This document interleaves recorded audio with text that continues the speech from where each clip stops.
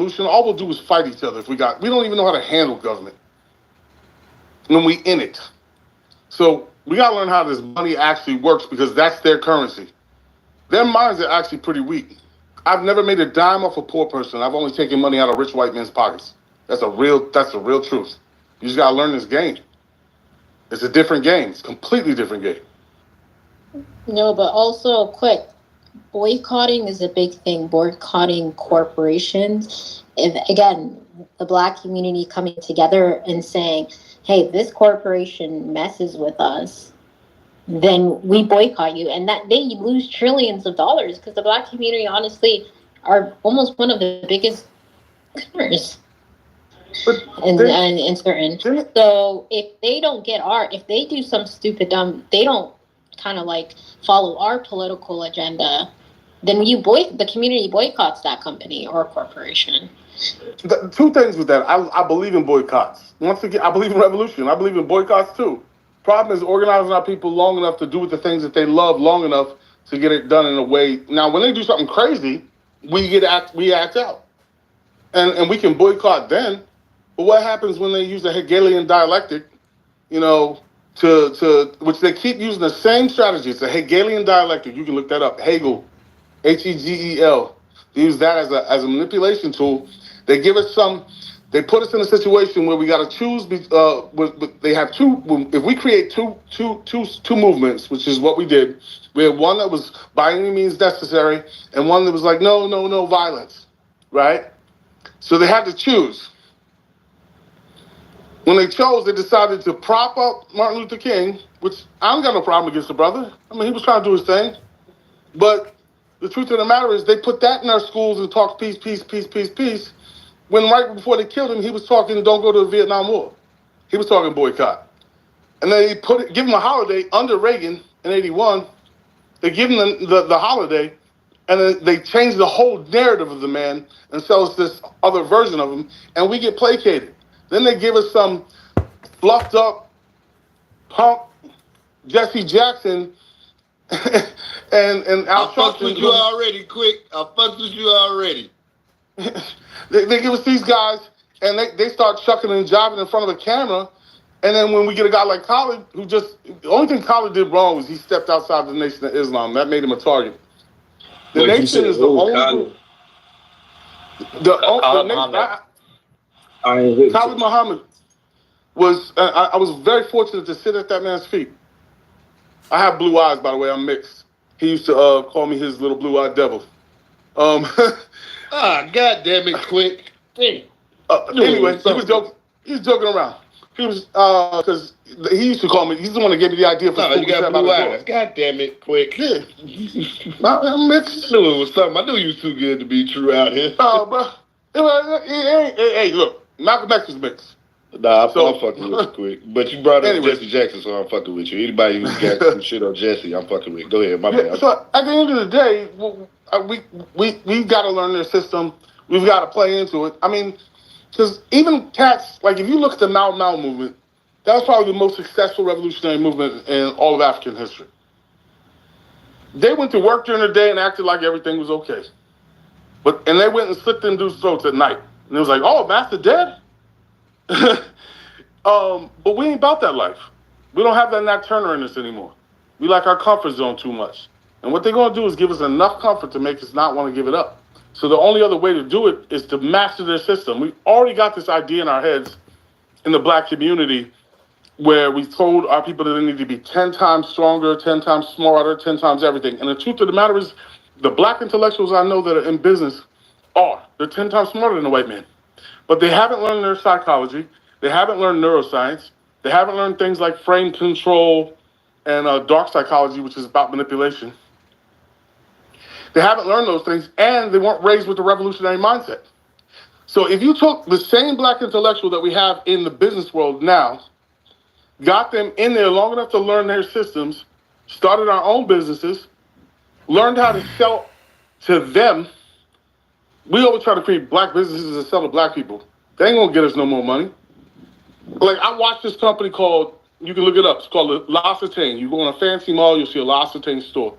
They selling 4.9 ounces of shea butter in a tin can that looks like but they got it all fancy and everything like that, for $49. We over here selling $8 for shea butter. What we need to do is learn how to market to them. They buying our stuff from our country that costs less than 60 cents a pound over there in Niger and Benin and Mauritania and those places. We can buy this stuff and do it ourselves, but we haven't learned how to market to them. We haven't learned their psychology. We haven't even learned how to talk to them. But you know so we learn that. You know how to talk to white people don't do shit cool, interested. There's nothing about them interested to even want to sell them shit. You know what we will have to do. Well, it's probably a little different for you because you mix. So we will have nigga. There's nothing cool about white people's shit that makes us want to go sell something to them. But you gotta understand, it's our stuff that makes them look cool. If you go look at the stylish brothers right now that's out there wearing the little suits with the tight shirts and the little pants or whatever, you know what I'm talking about, that like club look or the sophisticated, like smoking a cigar look. The European style. Yeah, but we really made it better. We make shit cool, but there's nothing that we create to go sell to white. We will have to create food with no seasoning.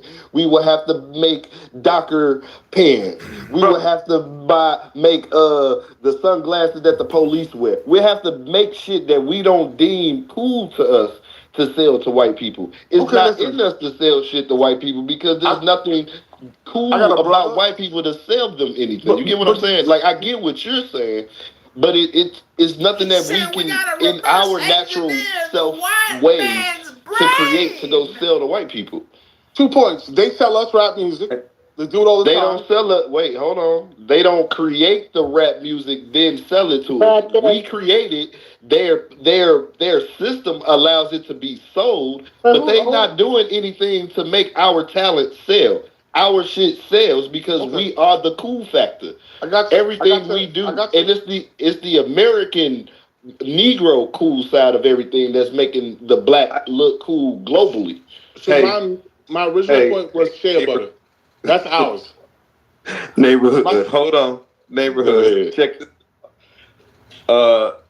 Tanning salons. Let's get a franchise on them, and I guarantee you we'll be able to sell something. Look, I got a white girl who owns a tanning salon.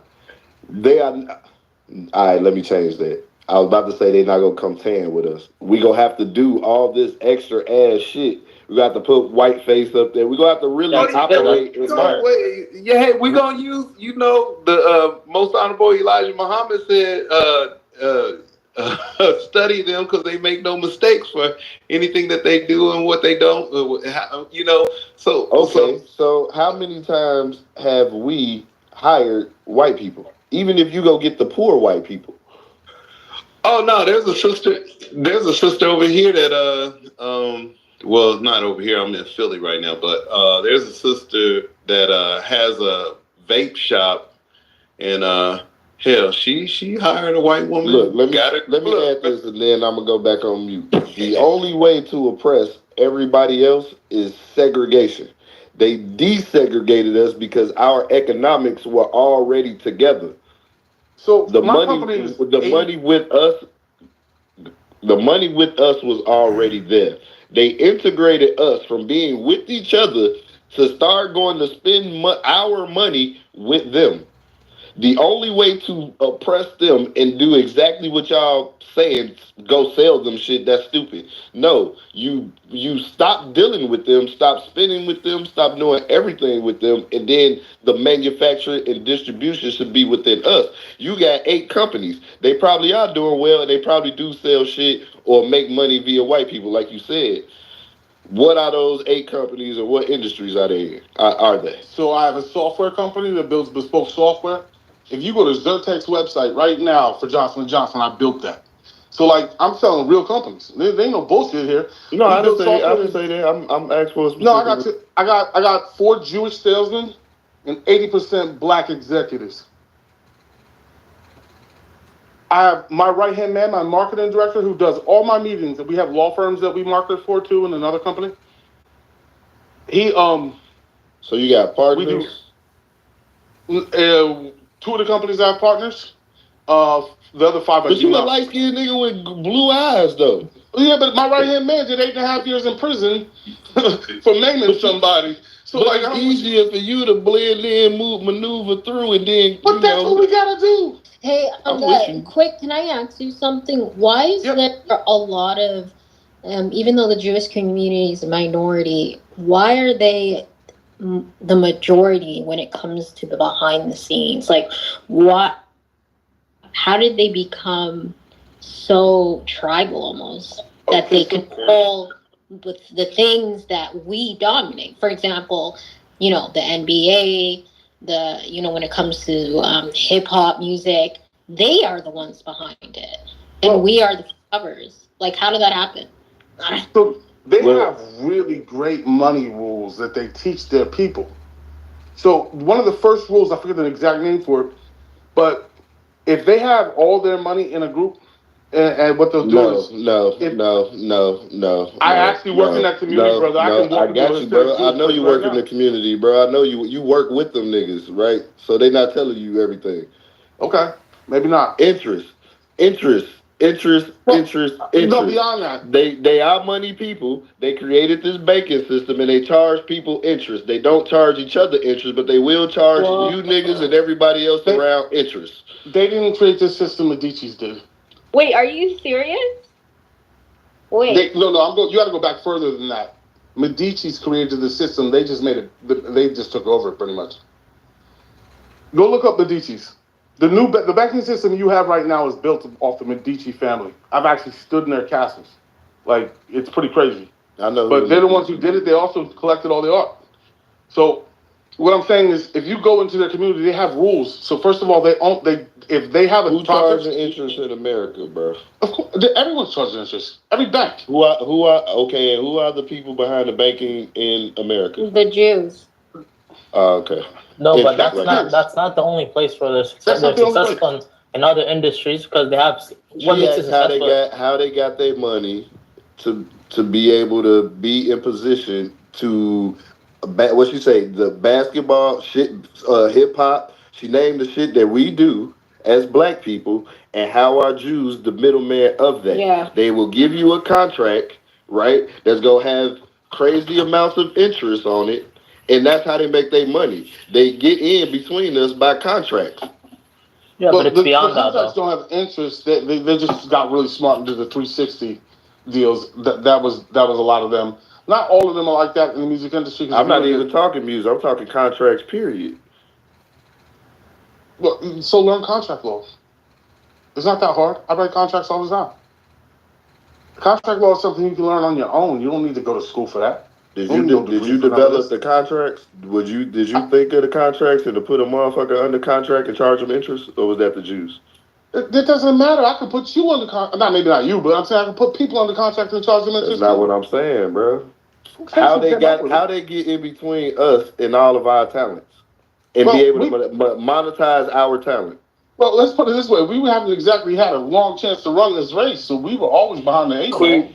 Quick, and neighborhood. Really, what it was is it's simple. It was a lot of gatekeeping going on when this shit was developing, and that's how they got power in things that we dominated in. You know what I'm saying? Because the people that were trying to do something didn't have the money to actually fund what they were trying to do, so they were gatekeep. They had to go through this third party just to get where they needed to go, and then when they got where they needed to go, they realized how fucked they were. That's what I see. Well, let's look at the Negro League and them taking Jackie Robinson, right? So that was an all-black situation. It was making money, very, very, very, very, very successful. And then they extended a contract and took one other motherfucker, brought him over on this side, and then all the money started to flow on that side to where it dismantled the Negro League, and now all of our sports, present day, is Jew controlled. To me, that's gate. Oh God, that's gatekeeping. To me. I'm with you.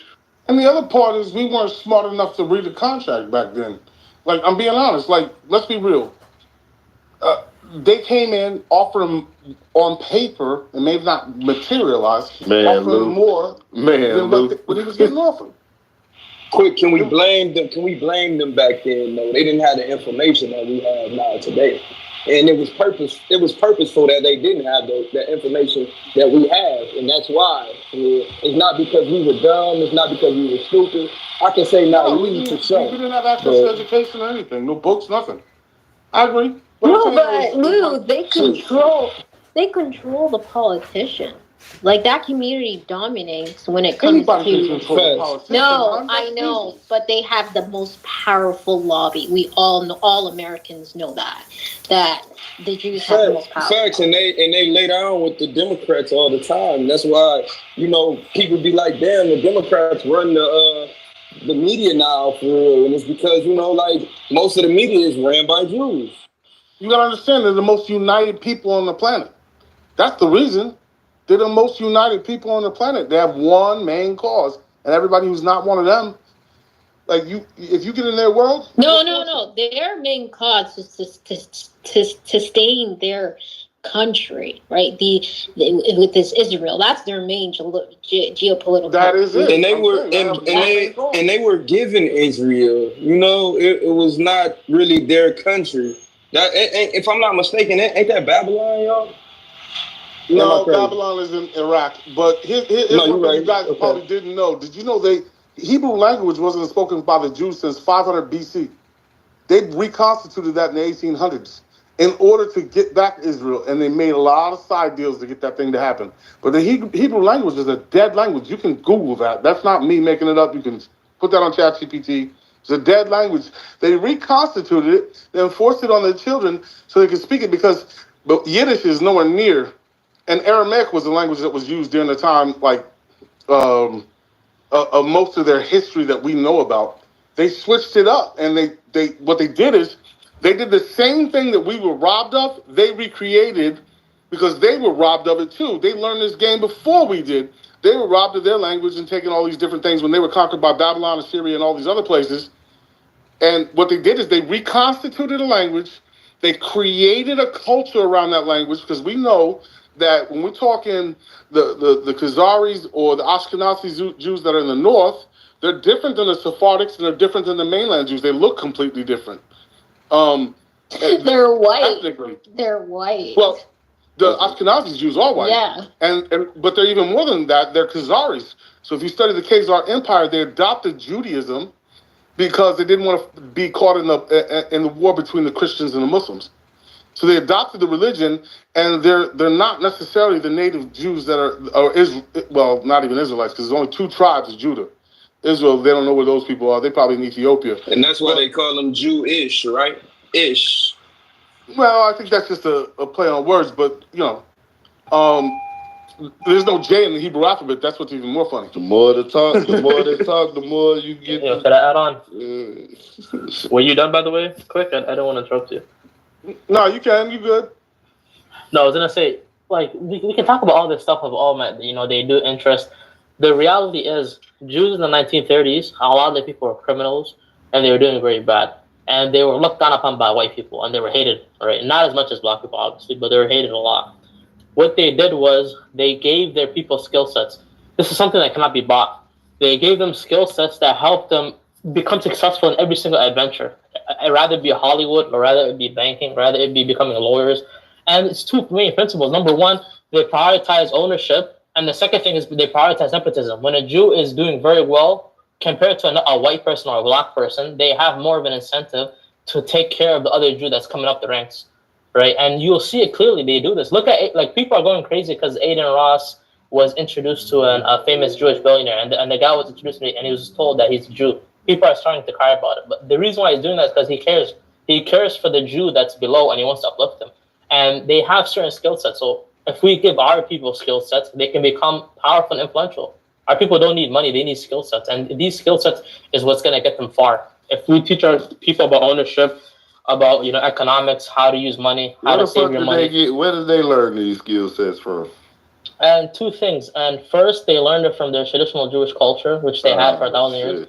The second thing, though. Didn't the Germans hate them because of that? Yeah, Yes. but who cares, man? The Germans just crying. Like they're mad that people No, beat them. The Germans kind of hated them because it was a Jewish public official that signed an armistice agreement with France and England while they was actually winning the battle. They kind of Yeah. sold them out. That's actually what happened. Look Not it up. just that. They had a hatred for Jews longer than that. The Christian Socialist Party, which is the what we call Nazi, they had a hatred for the Jews that goes back into time, and that hatred for the Wait, Jews has you been said the around. German you said the German Socialist Workers Party, the No, Nazis. the Christian Socialist Workers Party. It's called Christian Socialist Party, something like that. They're the Oh Nazis. yeah, it was no the Nazis was okay. I'm gonna let you look that up. I ain't gonna even argue. But it was a Christian group that they're not really Christians. It's kind of weird. But at the end of the day, when you look at They're the not whole really history, what they're doing Christians. is They're the not really nepotism. Jews. But guys, who cares how they got there? The only point is That's my Jews point. are the only people that beat white people. So you have to learn from the successful. People look at white people successful. Exactly. White people lost. Jews are on top. How did they beat the white people? They By the things I just mentioned. 100% top the white person. They control the So white it's person. about How did they beat the white people? financial literacy and nepotism. If we learn that, we'll get far. That's it. We'll And get very honestly, it far. would have been Islam because Islam had that locked. Spain was all Did Muslim they- until 1492. I would like to think they beat the white people because they blended in as white people. No, That because helped. That's true. I that feel helped. like white people don't have a tribal kind of mentality, and so that kind of weakens them, right? They live an individualistic lifestyle. It's like me, myself, and I. While the Jews don't, and other communities really don't work like that. They work on a more communal level. You And trying that's to tell me the Europeans are individuals? No, I'm talking about white Americans specifically, not Europeans. Where do they come from? No, I no, they are Their cut off. communities are not built Yeah, it's not the around a same. particular tribe. What they don't really they talk about their Irish heritage, their Italian heritage, and all that stuff, but they're not seriously about it like that. They don't get together and go, let's come and celebrate our whiteness. They don't do that. Jews do. They celebrate their Judaism. White people don't And celebrate. they have a- White people don't celebrate their whiteness. No. not in a cultural, not in a true cultural way. You Jewish, quick? No, he just gets money with him, so you know. Oh, okay. I mean, Yeah, All I'm gonna say is I made it out and I bring brothers out with me. While a lot of people sit in the you side. made it out of what? I made it out the damn, hood. now you're trying to get defensive. No, I'm just saying. You Like, made it out the what? I made it out the hood. You made it out. Say it one more time. Okay, let me put it to you But this you're way. controlled I by made the it out of Jew, North Philly. right? Hold on, AB. I made it out of North Philly. Olney. I made it out of Olney. That's hard, man. You made it out My of kids, North my son's sitting right here on this couch right now sleeping. He used to have names for the mice in our house. And if you ever been around like Olney, you already know like just a couple blocks down is Zombieland. You can look that up. I made it out of there. I lived off of Eleanor. I know where you at. I lived in Albany. It's So hard what- out there. when you, how can I ask this? What makes you feel proud of your success? I got my kids out. Where you live now? Do you live in And then I've actually made, and I'm not even kidding you, I made 25 millionaires in the last 5 years, and 20 of them are African American or Latino. So where you live in the suburbs now of Philadelphia? No, I live in Jersey. The clean side. Oh, absolutely. We need to have more people like you. Like, that's how we're gonna move forward. No, but majority of people like you, quick, I'm not gonna lie. When they get into where the place you're at, They don't go back. They don't. Yeah, they don't care about the black community. They'll make deals with the Jew over the black person. And we can keep it even, a little bit more simpler. When we get any type of money, we leave the neighborhood, which I ain't mad at you for leaving the neighborhood for your personal reasons. I can't, discuss that. But we proud of the accomplishments that we make outside of the hood. And I get it. You said you made 20 African American millionaires. That's cool. I'm no way, shape, form knocking you. That's dope. But I'm just saying, like, I don't know, man. It's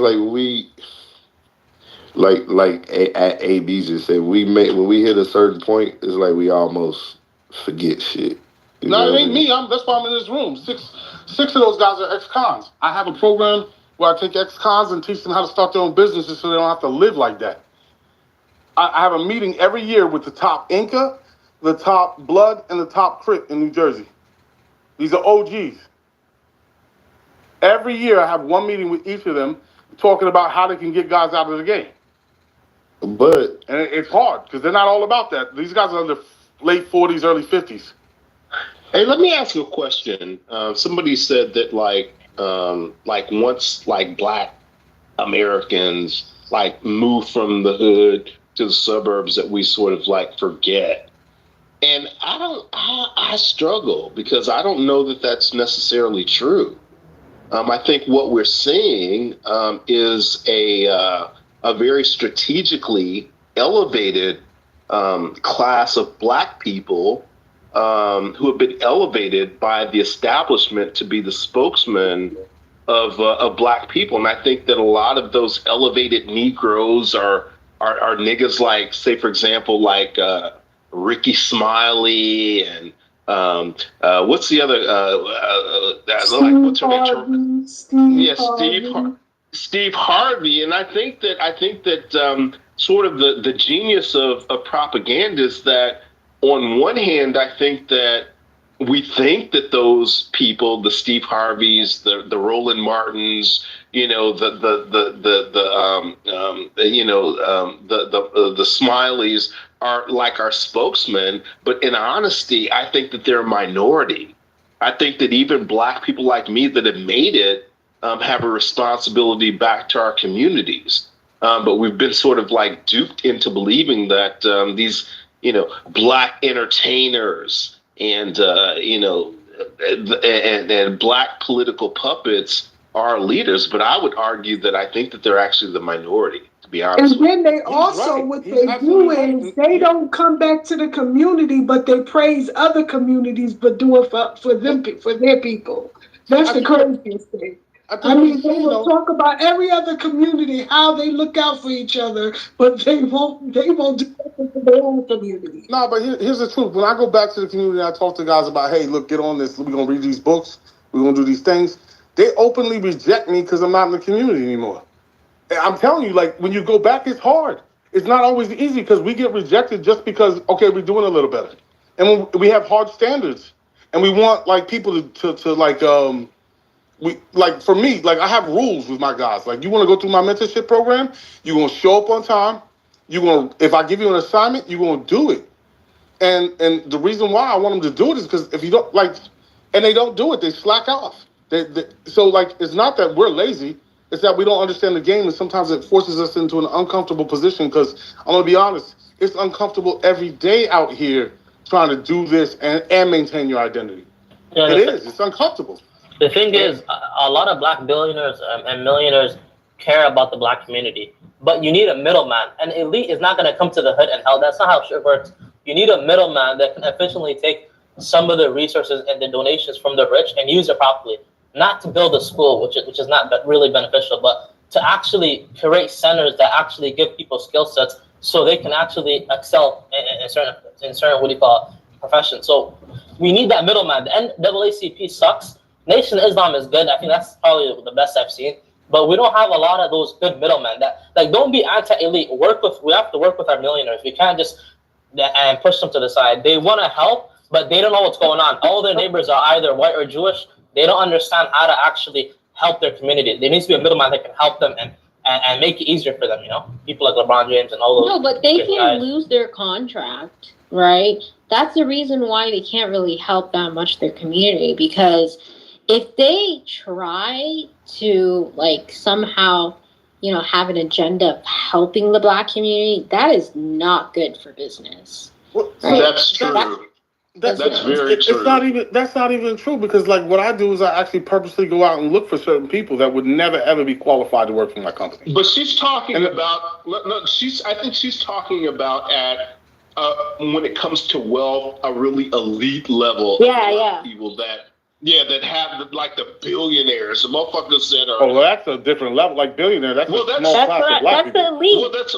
Yeah. Yeah, and that's her point is that like when it comes to like the elite black people that the few billionaires is that like they can't gamble and take a chance on being very overt in terms of like saving the black community.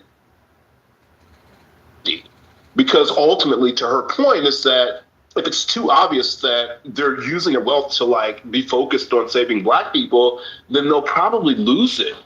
Through to her point with contracts. Nobody wants to do that openly. You're not trying to. I'm not openly doing it. That's why I have white people in my company. And I think that's the other. I'm doing it. Like there has to be a way of like enabling like our wealthy black people that have a sincere interest and concern about saving black people that on the opposite side won't threaten their wealth. Look, the way you do that is you do it in silence. I each one teach one. So how do you do that in silence? So I'm teaching them now. I just don't do it as an organization or a nonprofit. So hold on. Do it as a company. No, break it down real quick, and I'll be fast. So I have 800 mentees. 800.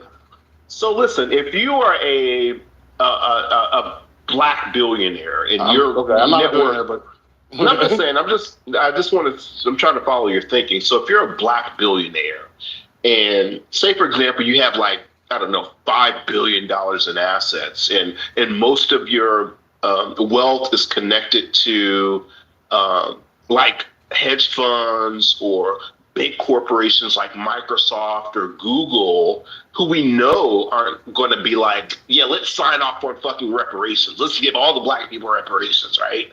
But if you're that black person that's in that position of like true wealth and you're like, damn, like I really believe that like my people deserve reparations and I really, really want to do something about it. But at the same time, if I come out and I'm too open about like advocating for reparations, my question is like, how do you do that? Like, what's that balance? What's the strategy? Because I'm going to be honest. I think the reparations crack pipe has been passed around too much. I'm not expecting no one to ever give me nothing back. Oh my God! You donate to nonprofits, so you don't have to say pro-blackness. You just donate to nonprofits that benefit certain areas. Yeah, that's a better answer. It's not hierarchy. That's a better answer. What you do is as a black billionaire, you create nonprofits that you don't want to be able to like link to you specifically. But I think that to your point, the last speaker's point is like you got to sort of like protect yourself with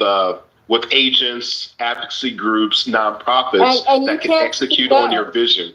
You can't really speak out as well because look at Kanye West. He was a billionaire. He's opened his mouth, said some stuff about Jews and all these contracts. Adidas just cut him.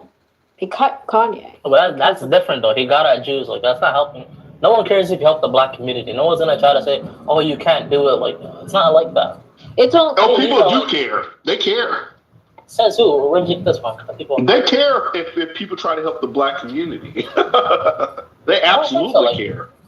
Bill Gates. Forget about even black billionaires. A lot of white billionaires yearly donate a lot of money to some poor Americans or some foundations.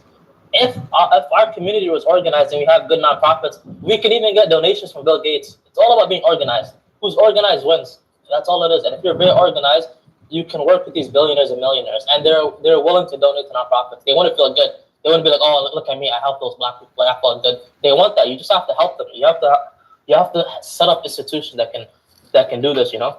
I disagree, and I'll say this: the reason why I disagree, and I'll be about somebody that's with population control. Yeah, I'll give you a little bit of money, but let's look at Bill Gates' history. He was willing to pay off the Nigerian their debt to China or whatever, but in return he said they all had to get vaccinated. So how make that make sense? If the Nigerians were smart, they would have took his vaccination, put fake water or something in it, and use it and give it to the people. You just have to be smart. Finesse these people. Really? Jews do every single time. Jews literally blackmail 7 billionaires and literally one political campaign. They sabotage them.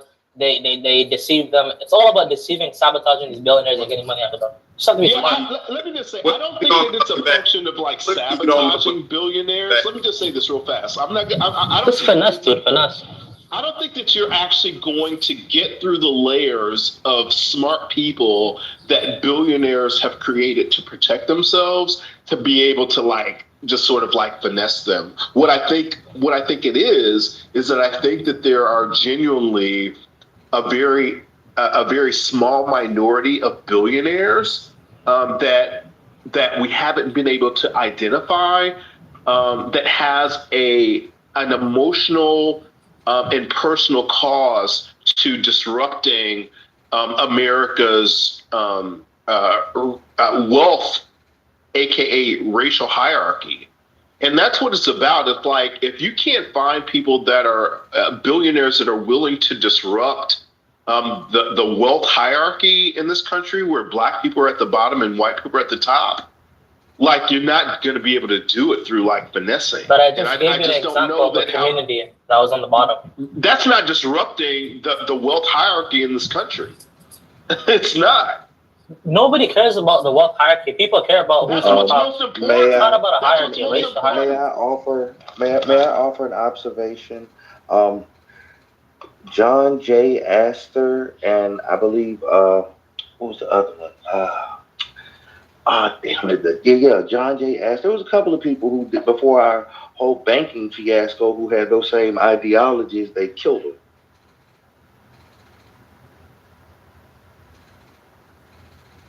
Astor and Wharton. So you're a billionaire, and you got to really worry, because you have the ability and the power and the control and the motion in order to effectuate a lot of these things, and or to stand in opposition to some of these things being done. So it literally becomes about your life at that point. Yeah, but unless there are billionaires that are willing to put their wealth on the line, their reputations on the line, to disrupt the wealth caste system in this country, we're really not talking about anything. We're not going to do that. And that's my point. What are we talking about? You can still get money from them without doing that. The point is that when you get out, you try to help as many people as you can. My goal is to create 100 black millionaires. That's my goal. That's it. That's all I need to do to say I did my part in this world. Oh my God. Anyway. That's good, man. And that's how we're going to get an influence. We don't need this one-sided solution. You have to go against the system. Black power, fist up. No. We can be a common collective, teach our people skill sets, slowly dominate certain corporations, and become powerful as a collective. That's all it is. We don't need this radical change. We just need slow and organized change. And if we're organized, trust me, you can't name a community in America that's not organized and that isn't successful. Everyone was crying about the Asian hate bill. Why did it happen? They're organized. That's all it is. If you're organized, you're going to get everything you need. Or you can get the best for your community. If it were up to me, honestly, if I had to, let's real quick, if I had to change the trajectory of, and we're just looking at America, black people in America, part of the first thing that I would want to do is to identify, I don't know, the top 10, top 20 wealthiest people in the world. And I think within that top 20 group, if I can find at least 5 of those that have a real compassion and are anti-white and want to see black people flourish, I'm gonna immediately put together a strategy to how do I develop relationships with them to leverage them to get the funding to start weaponizing propaganda and other means. That's not how they work, man. I got 8 billionaires in my Rolodex. One mentors me every week. They don't work like that. Some of them are compassionate people, but you're not black, though. You're not even black. Okay, whatever. What constitutes black? Malcolm X isn't black? No, so hold on. So you know 8 billionaires, right? I do. So what's your like? What are you trying to achieve? I'm trying to create 100 black millionaires. I made 20 so far. I'm doing all right. Okay. All right. No, that's. I mean, that's fair. I mean, that's a fair. So, and I don't want to get in your business, but I'm Can I just put you curious. on game real quick? I'm gonna just drop one hint. Yeah. So there's something happening right now where we can take advantage of. It's called the silver tsunami. Okay, this is all those old white people that are from the baby boomer generation getting out of business. This is what I'm moving into right now. Mergers and acquisitions. I can give you 2 books. One is called Millionaire Fastlane. It'll teach you better how money works. And the second one is called Your First 100 Million. Your First 100 Million. It's a free book that you can listen to online. And you read that first 100 million, I'm telling you right now, you'll be able to acquire these companies very easily because of some new openings that are available where you can buy these businesses for cash flow. People are gonna laugh about it all they want, but I'll laugh when I add another zero next year. Could you put the link in the chat if you have time? Yeah, absolutely. Hey, listen. How much listen, capital investment you need? 10%. So when you buy the business at cash flow, so say you buy like a laundromat, be like you can buy a laundromat anywhere from $70,000 to $120,000. Yep, he's right. Hey, listen, bro. Listen, Hey, bro. Mary, Listen. Hold up, Mary. He's talking. Hold on. He's giving out information. All right, I'm going to respond after him, but he's on to something. He's actually right. Hold your mic. Let's get the information. Okay, so 7, because I have to teach a class in 5 minutes. That's part of my give back. You can buy business for about 10% down. Right now, the SBA is giving out money because they're worried about these businesses going under. It's going to hurt the economy, so it's just giving the money out. All you have, you do need like a 640 to 680 FICO score, and you need to be able to create a team that has a little bit of a background. So you don't necessarily need to give them 100% of your business. You can get like a top lawyer. So my board is all black. My board, I have lead counsel for Wells Fargo Bank. I got a brother that is a forensic accountant for the state of Texas. I got an ex-CIA agent who's a brother. And I got ex-FBI agent who's a brother. And then I've got like I have a guy who does like lead funnels. He's a marketing guy. He's really big. He does funnels for big people. I'm not even going to drop their names because it's not that important. But basically, I build a board, and all you need to do is show that you have the talent on your team to take over the business. The only thing they're looking at is, one, are you a person of decent credit? And the second thing that they're looking at is, do you have the team to manage the business? And you can acquire 3 or 4 of these and do what's called a roll-up and get a 3X. So for 10%. So 10%. So 10% of what cash flow is. These businesses are going between 1 and 1.5x. Meaning, so if they have like a $500,000 business, like Bob's Burgers, that $500,000 business you'd be able to buy for 50 grand down. I'm sorry, no, not for 50 grand down. You look at the cash flow in the financial statements. You gotta learn how to read those. They might be only claiming $100,000 or $125,000. Dollars in actual received. Now a lot of times what happens SDE. Well, yeah. So what you can either cash flow or EBITDA or what the lowest number. You're looking at that. Yeah, so, let me just say real fast. No, listen, what you're talking about is an industry that's called ETA. And that means entrepreneurship through acquisition. Yes. And to his point, it's really a growing industry, and part of the opportunity that exists is that when we look at like where wealth is concentrated in this country, it's literally like traded with baby boomers, and America's going through the biggest wealth transfer in the history of this country, where about 50. No, it's actually more than that. It's probably about $50 trillion that's being transferred from baby boomers. 50. Yeah, whatever. No. Let me just say. Hey, quick! I just hit you on Instagram. All right, brother. I got you. Whatever, bro. Let me get to you. Do you have a link? Quick. Yeah. Oh, let me get you a link before I go because I do have to bounce in like 2 minutes. But let me get that link. And it's a Mexican guy who did this. White Mexican. Dan Penna. I'll send that right now.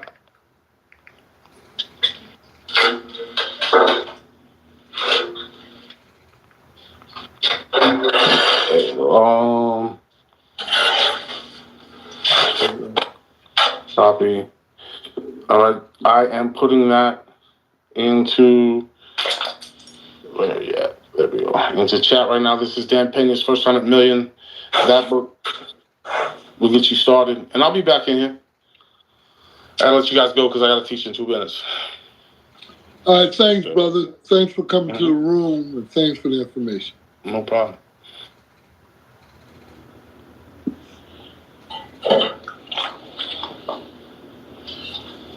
But Mary Poppins go.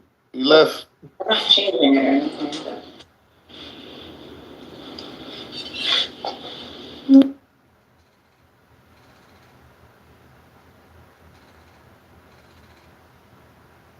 don't know, my man be talking up a storm. Hey, can't get nothing in when he get on here.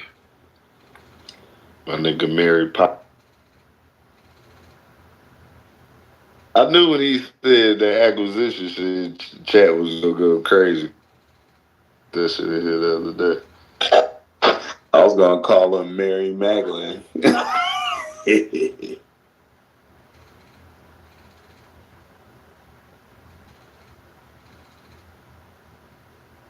Fuck it, man. I'm gonna have to go work with the small. Man, I'm gonna have to be a politician and work with the small hats, man. I've been trying not to, you know what I mean? But fuck it, brothers. So everybody else get their millions. You just gotta go fuck with the small hats. You have to, man. Date them, talk to them, whatever you can. The Black Power shit is not gonna get us anywhere, dude. Wow. Keep Black Power in our heart, you know? Look how far people. Yeah, keep it in our heart. But publicly, no, man. Publicly, I just claim I'm an American. I love everyone. I want to help everyone. I want to get somewhere far. But of course, if I see another black guy coming up the ladder, I'm going to help him. But my life should be sabotaged. My money shouldn't be sabotaged to help him, you know, to climb up the ladder. Should be mutual benefit.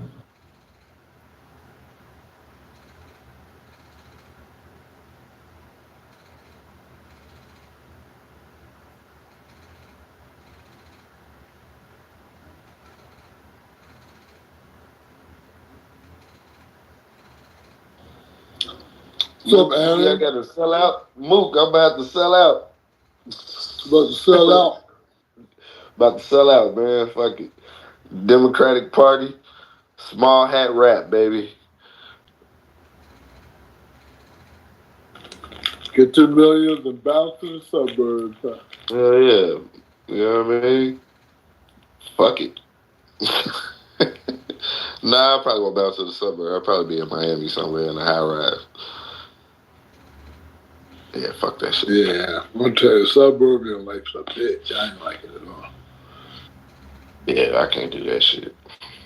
That shit boring. Police be extra. Nah, not for me. Yeah, man. Fuck it. I ain't gonna do none of that other shit, but like Mr. just said, publicly, all that shit. Keep Black Power in the heart. That's crazy. Dude, like, I'd be talking to some white people, and I'm thinking, like, they're white. And then I hear this guy speak a freaking Yiddish, Jewish language. I'm like, what the fuck? Like, you won't know. Like, he large says just a regular American doing his thing, but always helping out the people, organizations, nonprofit, you know? So that's what it's about, man. Why do you think Drake is on top? Drake's not on top just because he's talented. There's a lot of people that help him behind the scenes. We don't know their name, but we know he's making money. He's on top, and he's on top right now in the music industry.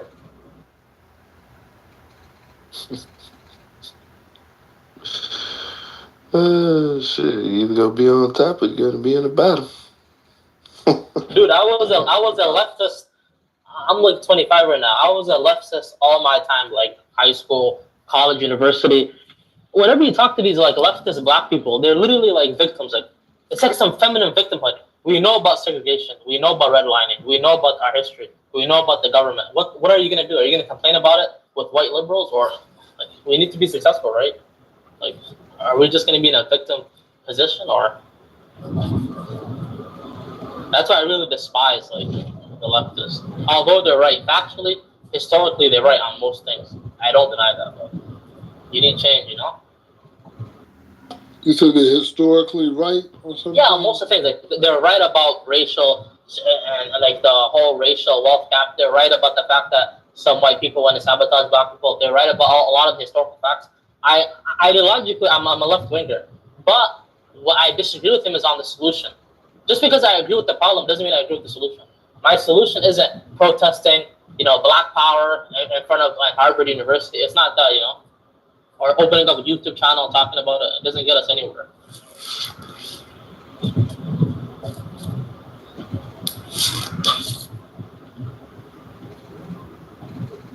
Hey, Queen, peace. Peace to the room. What's up, brother? We've been in here chilling for a while. It's been interesting.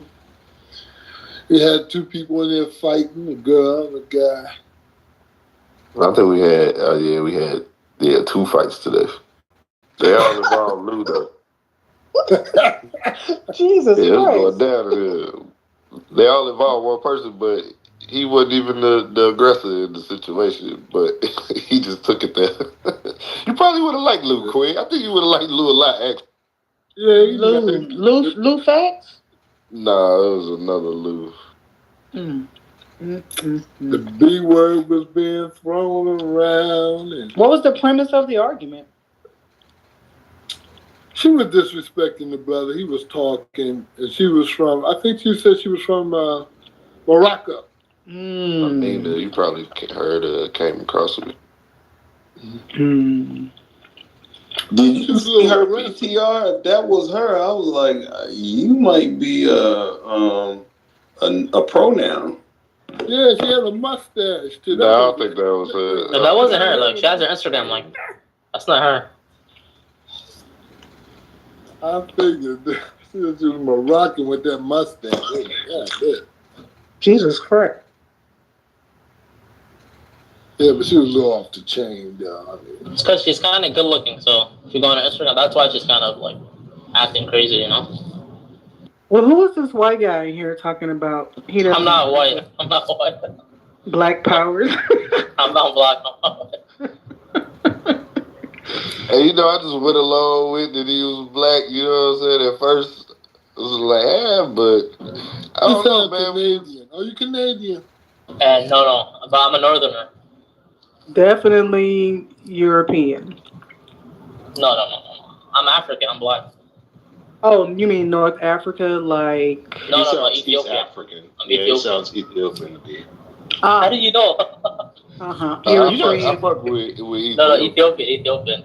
Mm-hmm. It's crazy. Like, I think, like, when you look at, like, West Africans and East Africans. You see, like, you was in here, we had no beef. You know what I'm saying? I can fuck with Ethiopians. It's all the rest of these motherfuckers I can't fuck with. If I'm gonna fuck with immigration, then it's cool for the Ethiopians to come in. But everybody else, I'm a little... Anyway, I was just saying that, yeah, you can just sort of, like, tell based on the weight of voices between like East Africans and West Africans. At least I can. Like the weight of like the West African voice is a lot heavier than like East. And to put it more simplistic, like, and I ain't even trying to like punk y'all niggas. Like if I'm about to fight a motherfucker, and part of like your bravado and positioning, even before you start swinging hands, is to like psych a motherfucker out that just by fucking, the way that you fucking talk and the trash talk, like, I'm not gonna concede a fucking fist fight to an East African because y'all niggas just don't sound tough. Well, what part of Africa do I sound like? I'm just saying. So in other words, you're trying to say like this brother's bloodline has been watered down? No, I'm not saying that. I'm just saying that the weight of the East African, like the voice, it's a lot lighter than a West African. Like, yeah, it's more like high pitched, right? Yeah. Yeah. And there's nothing wrong with that because you motherfuckers are crazy too. But I'm just saying. Yeah, no, you're right. No, that's true. So when the last time you been to Ethiopia? I was there last year. I've never been there in my life. What? Ever. Yeah, never been there. Damn. Who just said that they went? Was that a Black American that said that they just went? Yeah, I went through there I spent the night over there, a layover. Damn, man. That's wild. Yeah, that's where I want to go. I want to go and study and check out like some of their art of like the historical biblical figures and stuff like that. I just know Ethiopia was like the first. They were the first of everything. I just know that in my heart. Yeah, Ethiopia goes all the way back to around the second, third dynasty, according to Dr. Huda. Yeah, Ethiopians, they kicked the English, was it Englishmen? They kicked their asses. They didn't allow them, no, the French. Was it the French? They didn't allow the French to colonize them. Like, they don't fuck around. Like, Ethiopians is tough. So, yeah, I knew that brother wasn't from Ethiopia. For real. I ain't never been. Well, you can't claim if you ain't never been. Nigga, you was from wherever. Yeah, no, I claim, but you guys were asking, like, my heritage, right? Where am I from, like, my background. So how old are so you? where were you born, sir? I'm 25. I'm born in America. That's where you from, my nigga. That's where you from. Yeah, no, I claimed America. He was asking me my heritage, but I claimed America. But why haven't you been back? You're 25. Like, have your parents been back? Yeah, my parents went there one time, but I haven't been there because I don't know. There's like a war going on. It's a bit unsafe. It's safer now, but I don't know, dude. I never had the urge to go there. Do you speak? But you know what's interesting about? But you know what's interesting about Ethiopia is I speak a little bit of Tigrinya. Yeah, it's not my Tigrinya. It's not good though. But the thing that's interesting about Ethiopia, and maybe why you and your parents haven't been back, is that Ethiopia is one of the few African nations that does not recognize dual citizenship. So, like, if you're a Nigerian American, like, you can have citizenship to Nigeria and America. If you're a Ghanaian, living in America, you can have dual citizenship. But Ethiopia is one of the few African nations that doesn't recognize dual citizenship. So they literally have to pick either being an American or an Ethiopian. And that may explain, like, maybe why, you and maybe other Ethiopians haven't gone back to your homelands because of, visa issues potentially. Yeah, and it's very far. Dude, Africa's far. It's very far from there. A lot of Africans I met don't really go back. People in Europe go back, but Africans in Europe go back because the flights are like 2 hours, 3 hours. But Africa is so beautiful. Like, how could you not want to go? Well, definitely, I gotta check it out. Definitely. Well, hold on, that is true, right? Like, you don't hold, like, you and your parents, you guys don't hold dual citizenship, right? As Ethiopians. I don't know if my parents hold it. I don't think so. They left during war. I don't know. Yeah, your parents are probably U.S. citizens for sure. No, they are. Yeah, they are U.S. citizens. They are. Yep. Let me ask you this question. What religious structure did they bring you up? Did you come in a Coptic Ethiopian church, your family, or? No. So my mom is Muslim, my dad is Christian. So I grew up in duality. So what faith do you practice? You practice both. Let's just say I'm not practicing. Like, I'm not. He's a Cruzalim. He's a Muslim and a Christian. He's a Cruzalim. Yeah, there's a lot of people like that. But yeah, it's like how the Nigerians are mixed. Some people have Christian fathers or. It's nothing but. I mean, hey, I don't even think that your parents, to the letter, follow Christianity and Islam. You know what I'm saying? That's just my opinion. You're right. So they follow Americanism. Yeah, no, not fully. They're not fully. They're more like cultural. Right, and then they claim that they're Muslim because they may follow some of the tradition. For him and her, if she's Christian, she may follow some of the tradition. But that's the way America is built anyway. Most of your people that are Christians and Muslims here in America follow Americanism. That's above all their religion. You know what I'm saying? Some of them use their religion to denounce certain things that they don't want to do in America. They use that to lean on, but that's basically it. You know, in a nutshell, point blank. That's what I find. Yeah, so my parents were from like the educated parts of Ethiopia, and like what happened before they came when they were growing up, there was like communist rule. So they didn't fully ban religion. That's not possible, but they heavily looked down upon it, like the communist rule. So people were like culturally Muslim, culturally Christian, you know, but heavily like Ethiopian. It's a weird mix. So they hold more, but they kind of are loose with their religion, but more tight knit with their culture.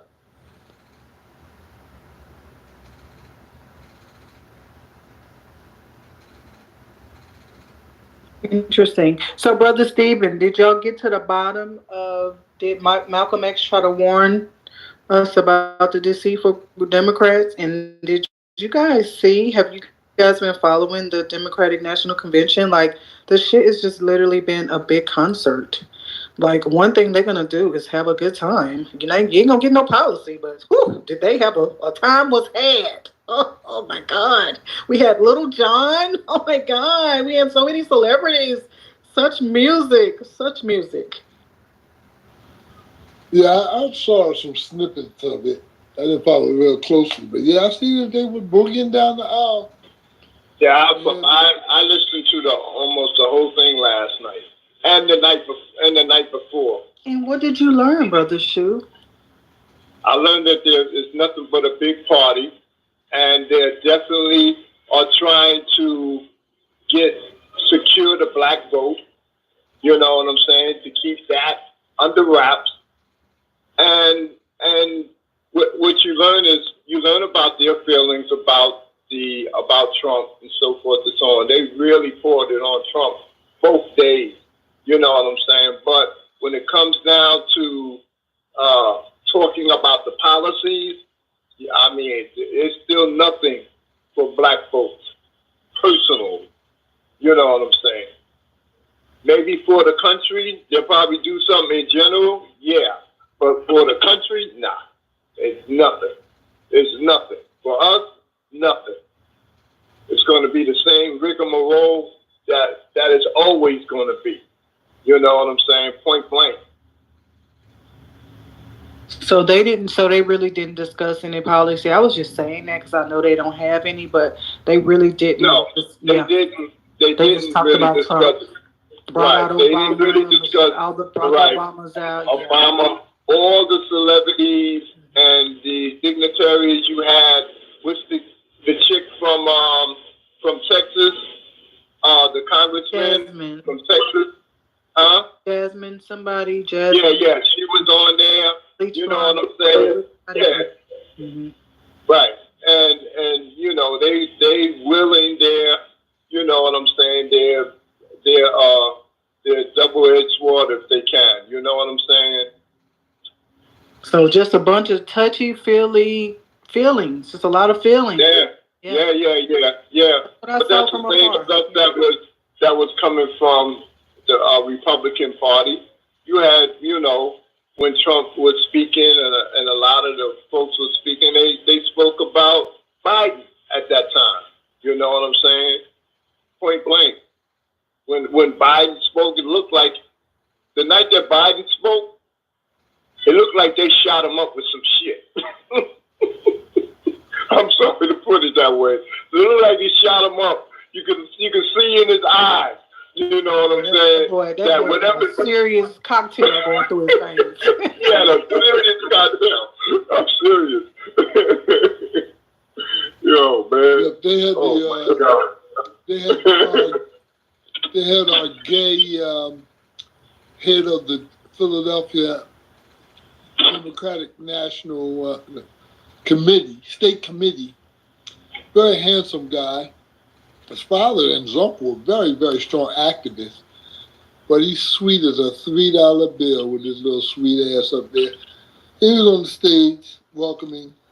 And they had Michelle come in there. Michelle looking Kind of good. She had a new hairdo. She Yeah, all she had a new ethnic on us. hairdo. Yeah, all ethnic on us, you know. Barack, like he old ass man, he aging quickly. That motherfucker. Oh man, the sensationalism that them two caused. Whew, all of a sudden, I could see they just swooned the black vote just by their hugs. And they look like oh, they look so good together. Oh, they look so fantastic. I was like, oh my God. They the black power. Well, when the black women see that couple, they be like, every black woman want a husband like Barack. They used to, now they want a husband like Doug Ondor, whatever his last name. Oh yeah. Mm-hmm. Isn't that crazy? I mean, but really, when you think about it, Barack Obama and Doug aren't really a step too far away from each other. Like, you know, like I think Doug is like the correct progression from Obama, because Obama was a white man. So, you know what irritated me the most? Huh? You know who irritated me the most? When they had James Dookie behind Clyburn of South Carolina. Oh my God, he was irritating me. I didn't watch that shit like at all. I refuse to give ratings. But it fucking irritating, man. Oh my gosh. I refuse to give them ratings. But I did see. Did y'all see Roland Martin almost get his ass whooped? He was so scared. Yeah, I saw that. That was hilarious. Oh my God, he was so terrified. Like he looked like a damn, huh? You put the woman in between. He put the woman in between.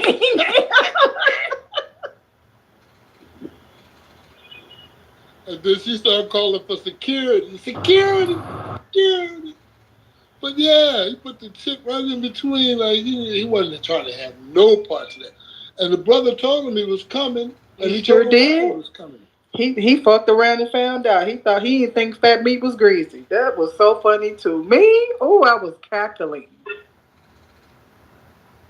He was about to jump out his skin. His eyes was bucking and everything. I'm like, all that shit he talks. But I know Roland Martin. He is a bitch, like in real life. I can tell. No, you just don't have that energy, you know. Even if, you know, you don't give that testosterone. Right. He very much gives feminine energy. Yeah, absolutely. Him and Ricky Smiley. I'm sick of him too. I heard him say some of the dumbest shit I've ever heard.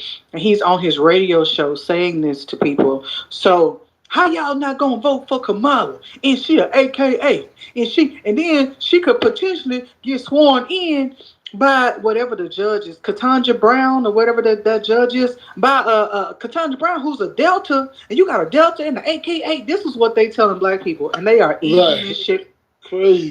But we're stupid and we're the dumb ones, and I'm just like, well, these people are fucking nuts. Like they are nuts.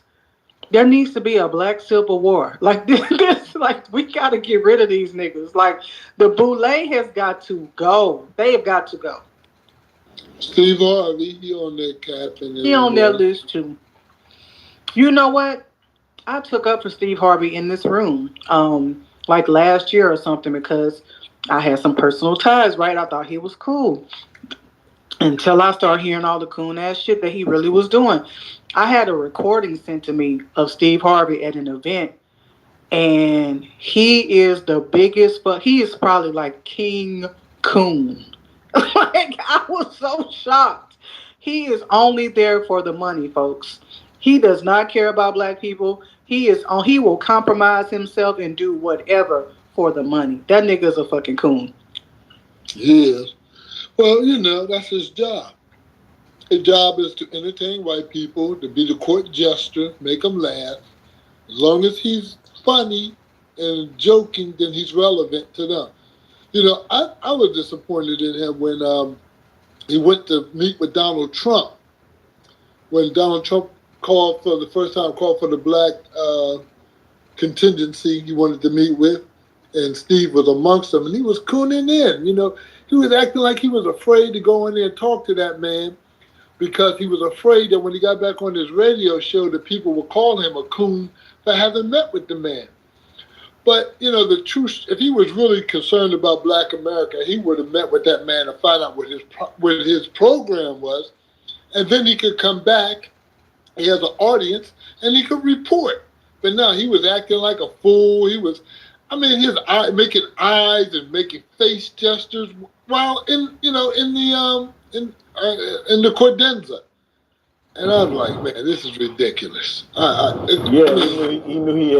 knew them cameras was on. They were like Steve Harvey. He ain't even want to turn around. He was like, yeah. Right. He knew what time it was. Yeah, but he was cooning. But see, he was cooning because he didn't want the Black America to call him a coon. But look at him now. He's in tour with Dr. Umar because Dr. Umar called his ass out and was like, why aren't y'all sitting down doing these interviews with Kamala and you're not asking for any tangibles? Y'all cooning and booty clapping and shit and not asking for any tangibles. And him and Dr. Umar had a back and forth. And he was about to cry and shit on his radio show yesterday talking about Dr. Umar. Like, I ain't take no $10,000. I'm like, yeah, she probably paid your ass $20,000. Who knows? But she offered Dr. Umar, Kamala's camp, offered Dr. Umar $10,000. And he said no. But everybody's like, Dr. Umar, you need to do that interview, but she's not going to do it. She's going to have all the questions tailored. She's not going to allow him to ask for no tangibles. So Ricky Smiley, Steve Harvey, all of them are doing these interviews with her just to hype her up and get the base going, but they ain't asking for shit. They're not asking for nothing. They're just happy to be in the building, and it's fucking sad. And let me tell you, the fact that they asked Umar Johnson that and he turned them down, we need to protect that brother because they're going to come after him. They're going to do everything in their power to come after him so that he won't be able to build that school. And let that be a precedent to anybody else who thinks about wanting to build a school and be independent. That's what it comes down to. Yeah, he's holding the coons accountable. Like it is not asking for any tangibles. You have an audience, you have an opportunity. But it's been our history. When Obama was there, we didn't ask Obama the hard questions. We give them a pass. We tap dance for white folks. We do. Instead of like putting the pressure on these Negro politicians and like we want hard answers to hard questions and we don't want any dilly-dallying. We don't want any rhetoric. No, we just soft task. Well, he can't do that because he can't do everything for Black people, only for Black people.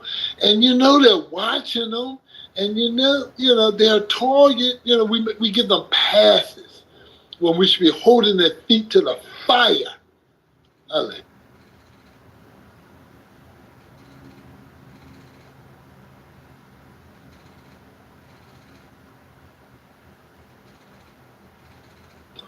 Yep, Dr. Umar is a threat. Whenever you speak truth to power, whenever you hold people accountable, they don't like you. But Ricky Smiley and Steve Harvey, they're clowns. They're professional clowns.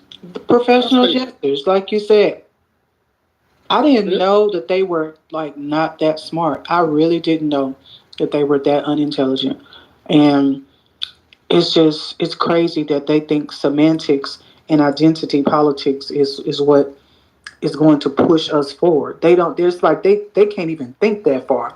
They're so blinded by that money them crackers giving them. They don't give a fuck about the rest of the people. They really don't.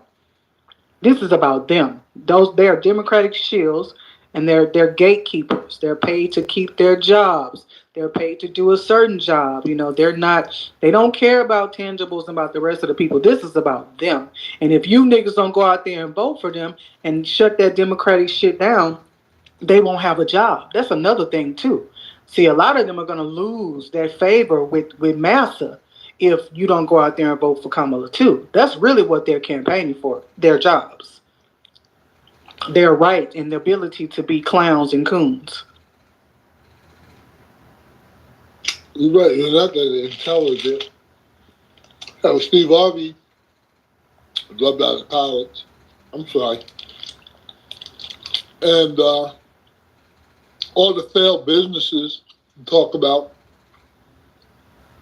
sleeping in his car.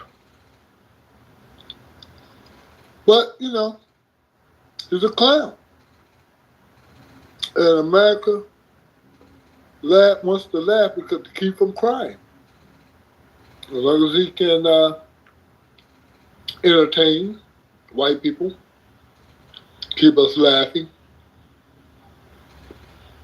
The king, he shows favor on his gestures. So, yeah, those two guys, they're professional clowns. And he knows he needs to stop dyeing that goddamn mustache. I mean, we're the same age. Who are you talking about? Me and Steve Harvey, we're the same age. Mm-hmm. He might be about 6 months younger than me. But I'm saying, you know, you need to stop dyeing that mustache. He got that young woman. He ain't gonna do that. You gotta keep up with that young lady.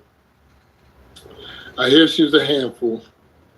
So they say. You know, people, one thing I will say, people hate so much, especially when, you know, they're envious or whatever of you or jealous of you. So I won't say that off the bat, but there may be some truth to it. But Steve is the handful to me just right now. Just the amount of cooning that he does. I just can't with that. But it's going to be interesting. That Democratic convention was just full of concerts. I mean, it was so hyped. Like, you know, it's stupidity at this point, though. They had Steve. They had Spike Lee, Anderson. You know, what Cat Williams was saying at the beginning of the year when he was saying, you know, people like Steve, Ricky Smiley, Cedric the Entertainer, all these people, he was saying the only reason why they in that position is because of them being in fraternities and frat being boulets. He was like, they're not even really that funny. You know what I mean? He was like, yo, they only in these positions because of the boule. He was like, I done this stuff on my own. He was like, I ain't done this because I had, you know what I mean, ties with the organizations and all these people. That's why Cat was so profound in what he said. And I used to look at Steve like a leader at one time because he had that energy in the early 2000s. But man, when he first got his radio show, I was like, yo, you know, this dude sound like he got a little leadership. But yeah, the shit done died off. I heard Queen say these people ain't that smart. You know, they don't know. No, these people know. They know what they doing. They know they selling us out. They know they doing what they doing for the money. They know everything they doing. They exactly selling out the community. And y'all was talking about Jamal D. Green that ran up on Roland. You know, Jamal, you know, he ran up on Roland because he was talking crazy. And Jamal, I just used some of his videos, and I went viral again talking about that platinum plan. And, you know, Jamal was just in my inbox. And one thing you were saying, Jamal, he been raised by King Carter. King Carter on here told, you know, when Jamal Green was very young coming into politics and he ran for mayor of Chicago, King Carter got in his ear and then pointed out, you know, everybody that was basically part of the Boule and part, you know, part of these Divine Now organizations, and basically gave Jamal Green, you know what I'm saying, what was going on, you know, in the community. You know what I'm saying? And I got to meet up with King Carter eventually because, you know, the way I've been going hard at these motherfucking Divine Nine and all these people, they starting to come at me now. One is this dude on my page, you know, I was going to do some business with him in Detroit with some housing. And, you know, he's seeing how I've been talking.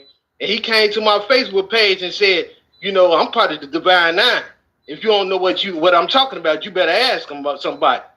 And then I came right back at him. I said, I know exactly where you is. So that's what this all about. You selling out the community for your own goods. I was like, y'all been selling out the community for a long time. He ain't responded since, but he was letting me know, brother, you barking up that tree. You know, you coming at people that's organized and connected. So he basically gave me a warning. You know, and that's cool because I'm about to go at these people hard because I've been trying to suppress myself. I ain't been posting. I ain't been doing that for the last like 2 years.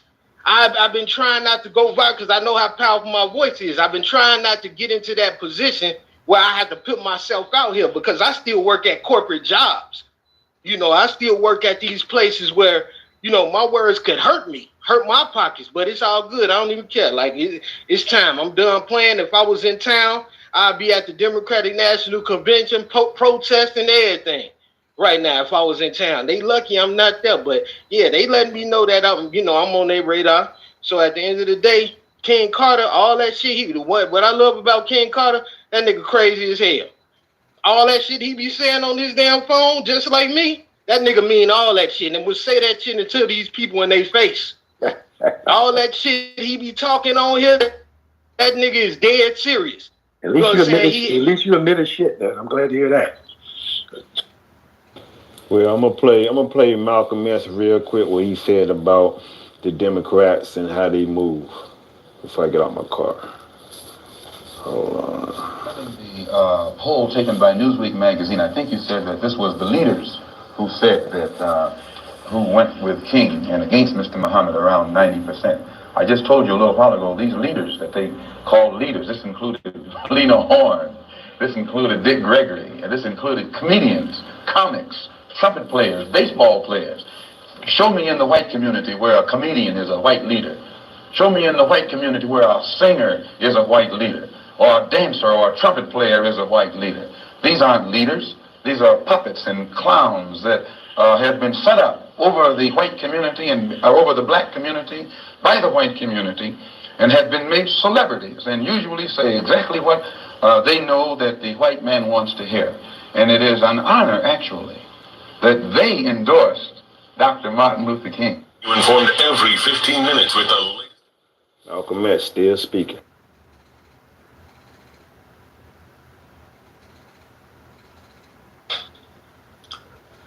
Yeah, it's an interesting piece you played right there. I appreciate that. Because if I heard it correctly, that would condemn y'all paying any attention to Ice Cube. He said entertainers. That would mean Kanye West, all athletes, the movie stars, the piece I just heard you play, aren't worth a dime. That ain't what y'all mean. Y'all mean just the Democrat part as opposed to the whole part. Second thing about that piece is, that piece was played when he was still a member of the Nation of Islam, defending Elijah Muhammad as he was trained to do, and he did a great job of it. Ultimately, there was no defense for it. When Malcolm woke up to that foolishness, he abandoned that dying ship, and they played a role in killing him. It's real interesting when I see these kinds of titles. Malcolm is constantly used by the black right-wingers on Clubhouse, very selectively. Can't play too much of it. Because it was Malcolm, the one who's in your title, who said you're not even American. Y'all don't play that one. It was Malcolm who said you're an African. Y'all ain't gonna play that one, are you? It was Malcolm who called for Pan-Africanism and they put him in the grave, but y'all ain't gonna play that Malcolm. It was Malcolm who said we must work with the Africans and the Caribbeans. Y'all ain't gonna play that Malcolm. It was Malcolm a week before he was killed who was over in London meeting with Africans from London. He got denied trying to meet with the Africans from France. It was Malcolm who, when he left the Nation of Islam, thank God for him, went to where? The continent of Africa. Why? He went to 11 different countries and said, which y'all all reject, we will never be free without you. But y'all ain't talking about that Malcolm. Y'all talking about the Malcolm who y'all selectively edit and want to say he's against the Democrats. He said all of them.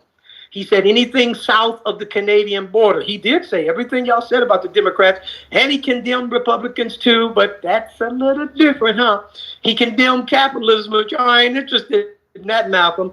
Y'all want to edit it to get the part you want, and it's fake. This is Malcolm. All right.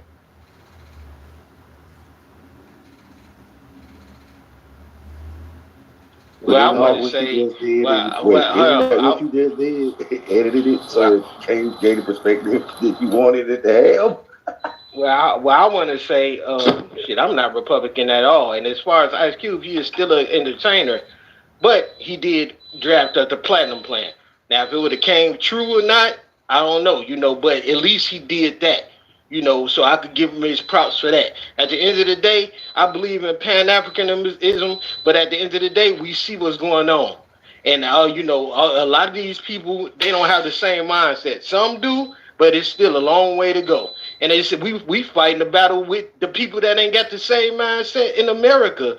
We talking about the Boule crowd. We talking about the Divine Nine. We talking about the liberals, the black liberals. We fighting these same people. So when you gonna talk about the black drug dealers in your community? They on your list? No, exactly. Yeah, they on our list. I didn't hear you bring their name up. No. You didn't bring it up. But they on our list. I bring them up all the time. I didn't hear you bring them up. Hold on. I asked brother Good, not in here, but that's what me and brother Good argue about all the time. We argue about all that. With you. I ain't never heard you bring up the drug dealers. Yes, I have. I have brought up the drug dealers. I have brought up the gangbangers. Where's your titles on the drug dealers? And the drill rappers. Hold on, that's why they I ain't talking no drill rappers. I'm talking about kids I'm talking about grown men giving 15-year-old drugs and watching them go to jail. I didn't talk about that. These African American criminals. That's the ones I'm talking about. Yeah, I didn't talk about all that. I didn't talk about all I'm sorry. All they got to do is convert to a rapper and make a song and give a few dollars and y'all praise. No. Right? At the end of the day, Malcolm, I did come into an epiphany the other day. At the end of the day, a lot of these people, they do have to get to where we at mentally, Malcolm. At the end of the day. No. I'm saying if Joe Biden made a comment 40 years ago, y'all remember, but Jay-Z get off the hook, right? It's called phony. No, Jay-Z don't get off the hook. It's called hypocrisy. He don't get off the hook. He did wrong. Of course, he did wrong. He gonna have to pay for all. What rapper didn't? Wrong. You know what I'm saying? And they ain't just rappers. There's a lot of people that's in our community. My brother did wrong. We ain't talking about your brother. We talking about the people who call themselves leader. We ain't talking about nobody's family. I ain't talking about your brother. My brother is a leader. He a leader of a real gang. He ain't no rapper. Well, I ain't gonna talk about people's family. I'm not on here to talk about people's personal. All these motherfuckers, you look up to him. All these rappers are like Lil Durk and shit. They look up to my brother. That's who they look. One of the niggas they look up to. Lil Durk manager that got killed some years ago. Well, let's not tell your brother's business online. Come on, man. Yeah. So at the end of the day, that shit real. So at the end of the day, I talk about all that stuff. I didn't even have a conversation with my brother. He told me these kids are so far gone with some of the people that's little niggas that he raised in his gang. They so far gone, they got to kill each other off. I didn't argue with this whole room about that shit because they didn't like my brother's stance on that shit. He the one said that them little niggas, it ain't no saving them. Well, they that crazy. It ain't for me to judge who's worth saving. I will say this: when crack infiltrated our community, you don't know the street. When crack infiltrated our community at the highest, Ronald Reagan was president. And Republicans ran the government for 12 long years when that crack thing jumped off. It's not crack. It's not crack no more, Malcolm, out here. I'm talking about the origin. They off pills, they off X and other stuff. They not even doing crack like that in our hood. No, I was talking about the origins of when the community start to be attacked in mass. But Malcolm, you literally just said people pick and choose which version of Malcolm they want to talk about. I didn't say pick and choose. Don't people? Yeah, you said because they didn't want to. You said they don't want to talk about the part when he was talking about we need the Africans and all that. But don't people do that with the Bible? Pick and choose verses they want to. When you bring, don't people do that with religion? Pick and choose the verses they want to live by and go by. You're right, but I ain't gonna get sidetracked by Bible talk. That's an old throw. You're right. You know you're right about the Bible, so I ain't going down that rabbit hole. No. I'm gonna stick to old brother Malcolm and how on Clubhouse. Only rooms I usually see, besides thank God, brother Jeff Pope, is people grab the one sentence out of Malcolm. See, you can't play Malcolm X for 1 full minute without him cussing out white folks. So we don't talk about that. White folks don't catch smoke in these clubhouse streets, and they love to play the part about the Democrats. They don't play the whole thing. Now listen, you can't get one Malcolm X full page on a sheet of paper where he ain't cussing out white Republicans, white business people, white executives, everything that look white Malcolm got. And then they just say, he said to Democrats, the title of the room, it is deceiving. Forget Malcolm. The title of the room is deceiving because it should say European Americans, not just one party. It's phony. Well, times change too, Malcolm. At the end of the day, times change, and brother Malcolm is not here in 2024. He's been dead a long time.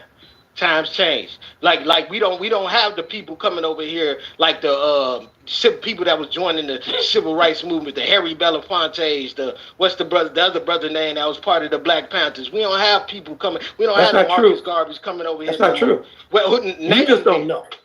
Who are they? They're in Congress. What you mean, Raymond? You got many. See, they operate differently. Nobody is in the streets anymore. Malcolm was never, thank God for him, he was never in the streets. The way of fighting the political power is, I mean, they don't give a damn about you protesting.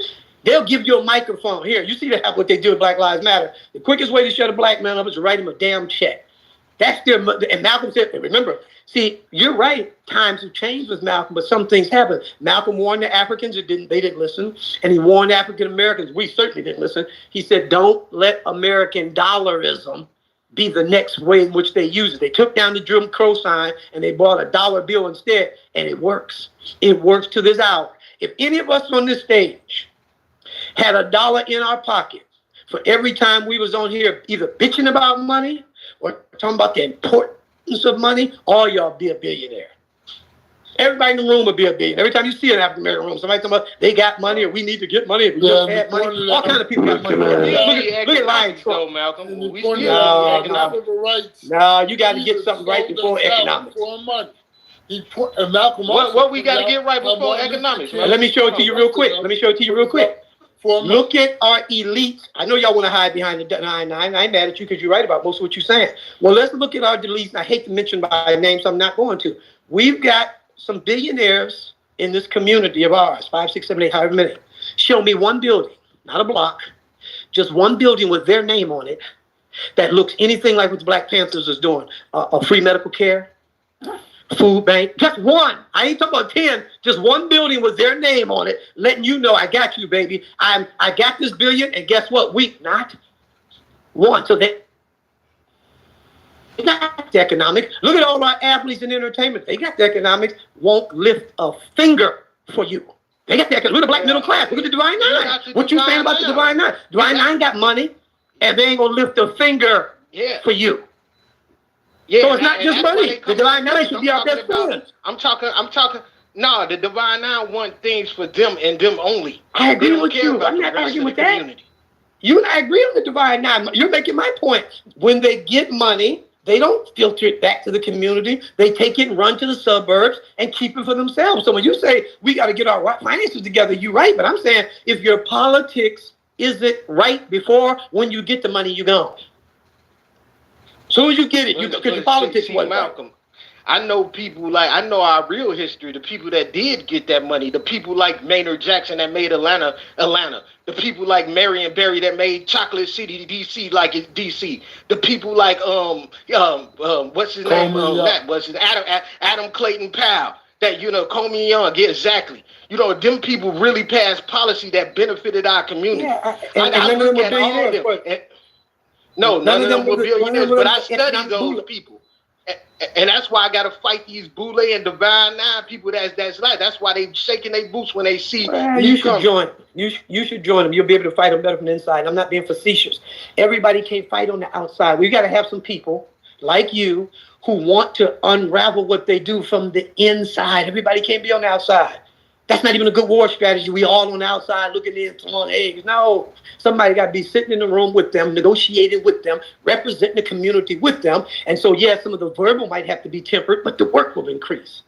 Let King Carter be on the outside throwing the eggs. You be sitting in there with the business suit and feeding King Carter the information. Because if he's on the outside waking it up, and you on the inside feeding him the information like they do, then he's going to be able to do the things he needs to do on the street. But if you're on the outside on the street with him, that's just two people going. Ain't nobody on the inside.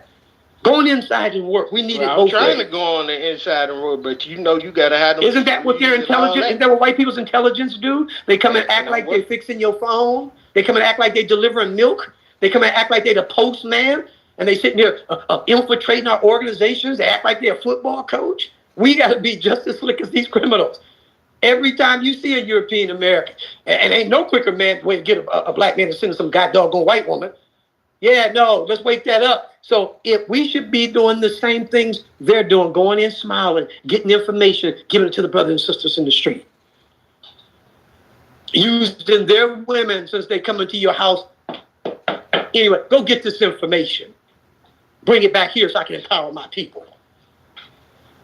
Well, it's hard. It's hard for me, brother, because I got a big mouth, so it's hard for me, to camouflage. But I understand what you said, and I'm doing all that. Spraying chicken. But look what happened to Malcolm. Malcolm loved no man do I more, but the reality is he was moving too fast. He did not have his infrastructure. Malcolm was running the race like it was a 100-yard dash, and it's a marathon.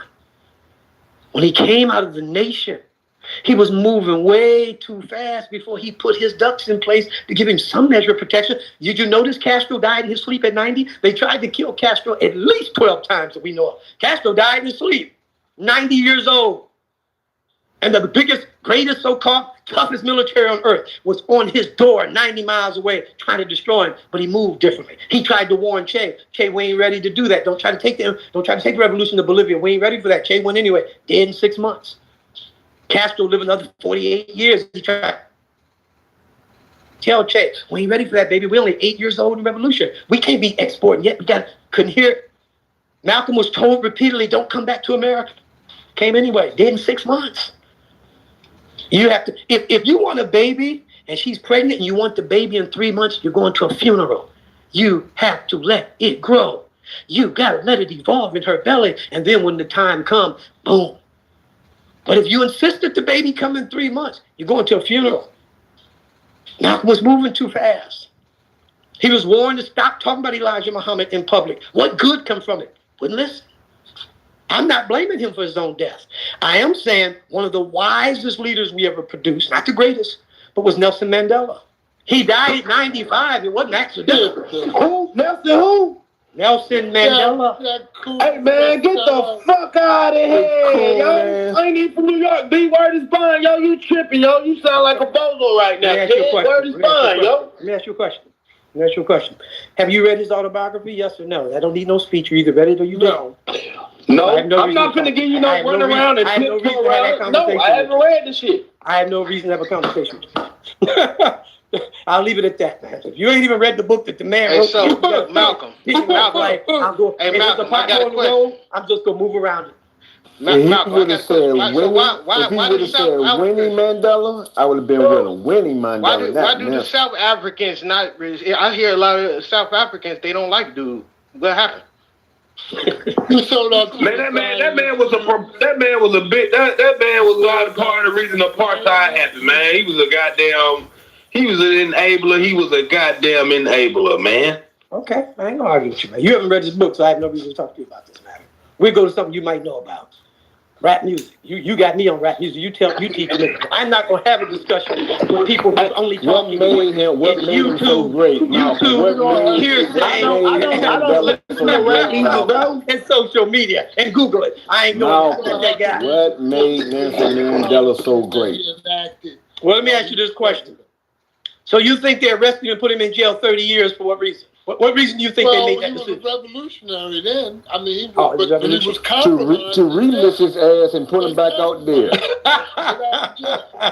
All right, I'm just going. You answered the question. I asked the question. You answered it. I'll leave it at that. Okay.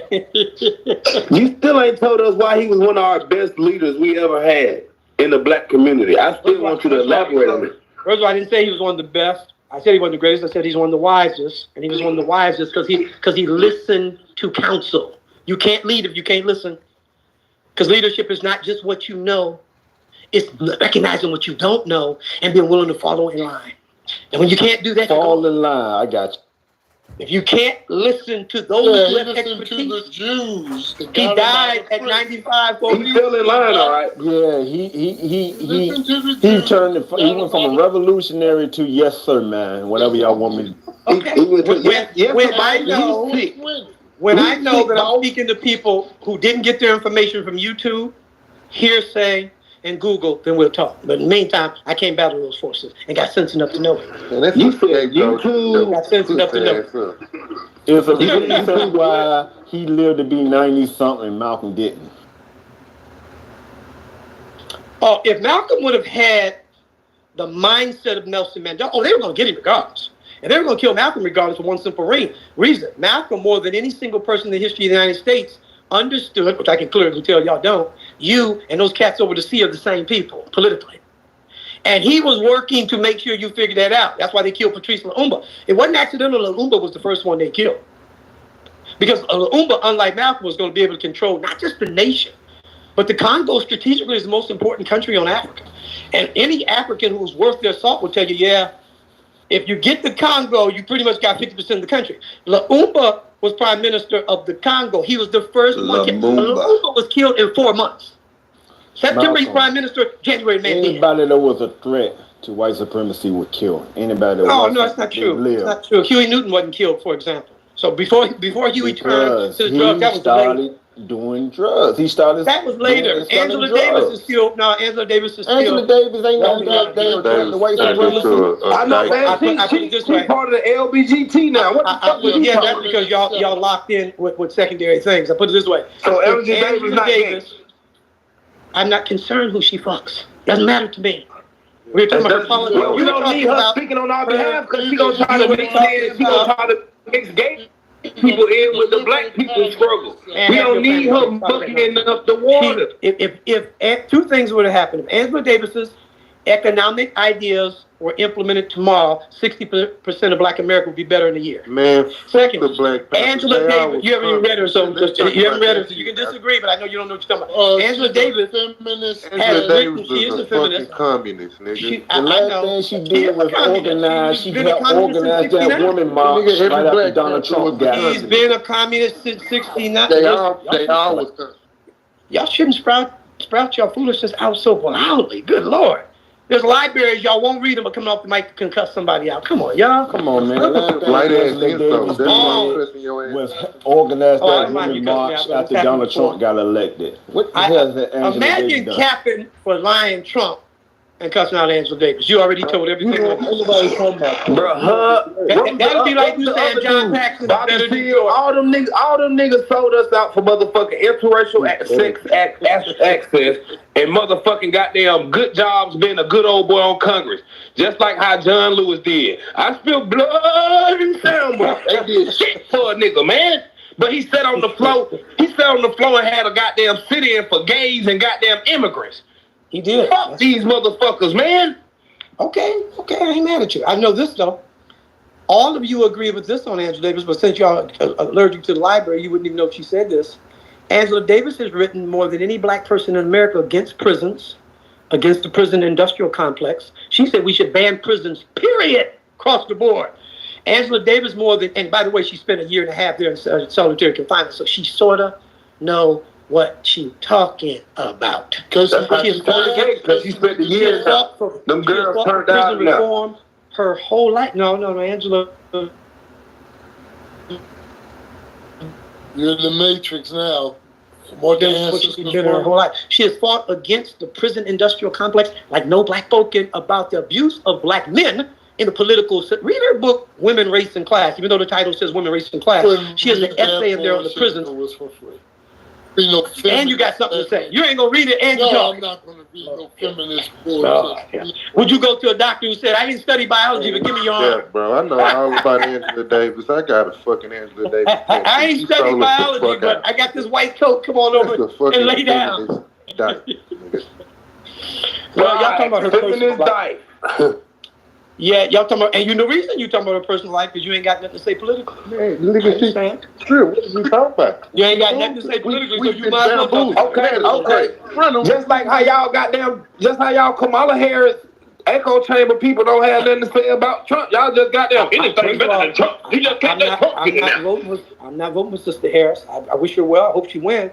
I'm voting third party. I voted for third party the last 3 elections. Well, JFK, who they elect? RFK Jr. just endorsed Trump. No, good. He's entitled to do that. No, I'm voting for the Green Party. Win, lose, or down the middle. And I know I ain't gonna win. Let me guess, you voting for Cornel West? Cornel West.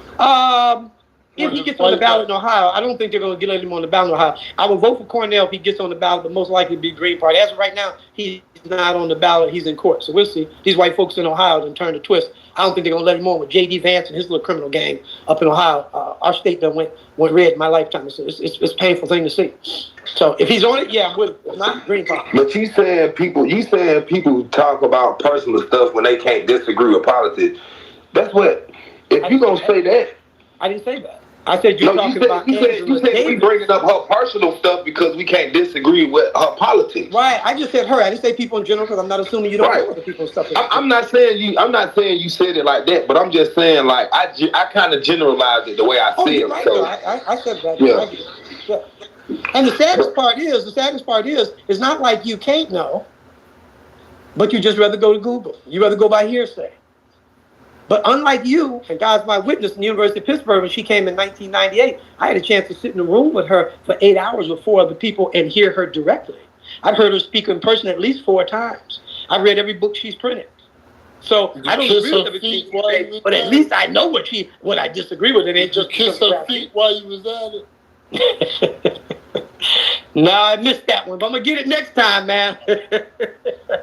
She was a fine sister at one time. She's a good sister, and I love her dearly. I appreciate it. Feminist, dyke, communist. Well, she went to jail for her beliefs, and I didn't, so I got respect. Yeah, all that shit was cap. Nigga, they fooled us. That shit was staged. You really expect someone to take you serious saying stuff like that? It is what it is, bro. You actually fucked us over. And you wonder why you still flipping that bullshit. Fuck the Black Panthers, nigga. Say, yeah, they might near the end, they you know what I mean? Near the end of the Black Panther shit, you know, it wasn't where it's supposed to be. Let me come back to you. They fell off. They were destroyed. You know the government and the powers that be did what they did, but any nigga trying to overthrow the government is a fucking communist, flat out. Nah, I don't agree with that, brother. You tripping. You said forget the Panthers. You wildin', brother. I do some more research, just like this nigga Malcolm saying. I know what I read, I know what I seen. These niggas is fraud. So what you saying? Like what made you come to this conclusion? Them niggas was working with the motherfucking Jews. Them niggas are all the same, bro. That shit is capped. They want, like, all that old handout shit. That's the same thing that the Democrats doing. For niggas to think we supposed to go sit up somewhere and get handouts, that's bullshit. And say they empowering the people, that's not how you empower the people. But now you got to get your tangibles before you can move the needle, nigga. Why you think I'm just leaving this corporate trucking job? Nigga, I'm a revolutionary mind, nigga. Like, well, you know, I got to do what I got to do to get the money to build up so I can start businesses. That's the reason we said we need tangibles for our vote. We do need jobs. We do need in these unions for now. You know, at the end of the day, until we got the skills to start our own shit and got the money. Like, it ain't no way. There's no other way. What other way can we do it? What other way? They control the money. They control the economics. There ain't no other way we can do it. So we got to do it that way to get what we got to get. Right, and we all know that white supremacists take both sides of an argument. Niggas ain't handling their business. Niggas got 15 kids and don't have them all working for them. That's what we can do. We don't do that. You still got to take care of the kids. You still got to get the kids. You got to get the kids to the point where they can work for you, where you can build a business. That's what I'm doing now. I'm trying to start businesses and do things now, you know, but at the end of the day, a lot of these dudes don't care like that. Like I was talking about the Divine Nine and the Boule. Even these niggas in these union jobs. A lot of them don't like the way. You still doing trucking? Yeah, I'm still doing trucking. Okay. But I'm about to leave the job now. But a lot of these cats I talk to, you know, they be coming at me now. I'm seeing it. I'm seeing what King Carter's saying. Because the way I'm talking and going against Kamala, like I said, my voice is strong. So they see my presence. They see me. They see, oh, damn, this dude going to be a problem. So now they letting me know. Like, dude had no business to say to me, man, I'm part of the Divine Nine. You better, if you don't know, you better learn. I say, who the fuck this dude talking to?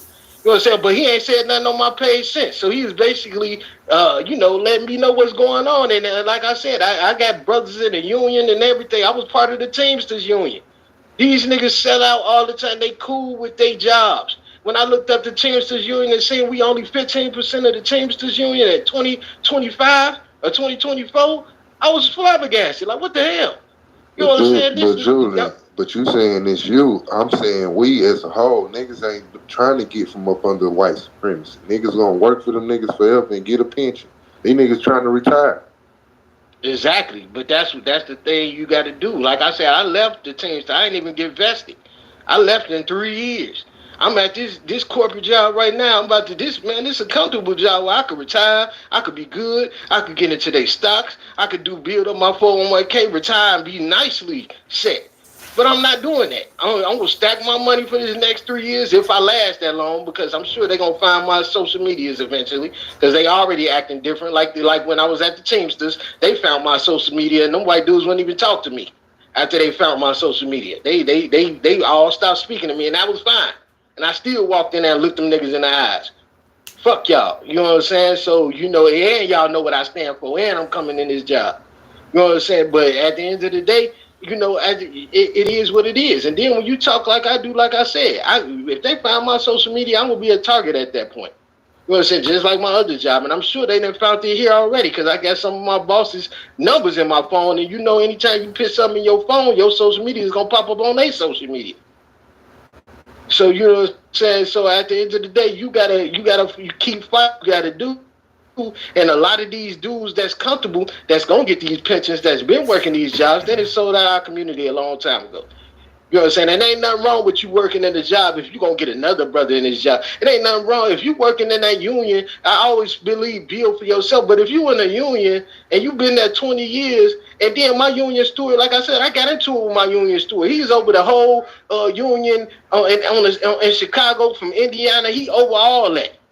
You know what I'm saying? And this dude told me his father had the biggest trucking company back in the 70s. The biggest trucking company in the Midwest. He told me himself the Teamsters Union shut him out. Shut him and his father out. Wasn't giving them no contracts, no businesses. They had to close down. Now he the top union steward over at the Teamsters Union of the Chicago area. And this motherfucker, when I told him I'm leaving because I'm thinking about starting my own business, this nigga got a whole attitude. This nigga started acting different. I almost looked like he wanted to fight, but if he would have did that, it would have went down.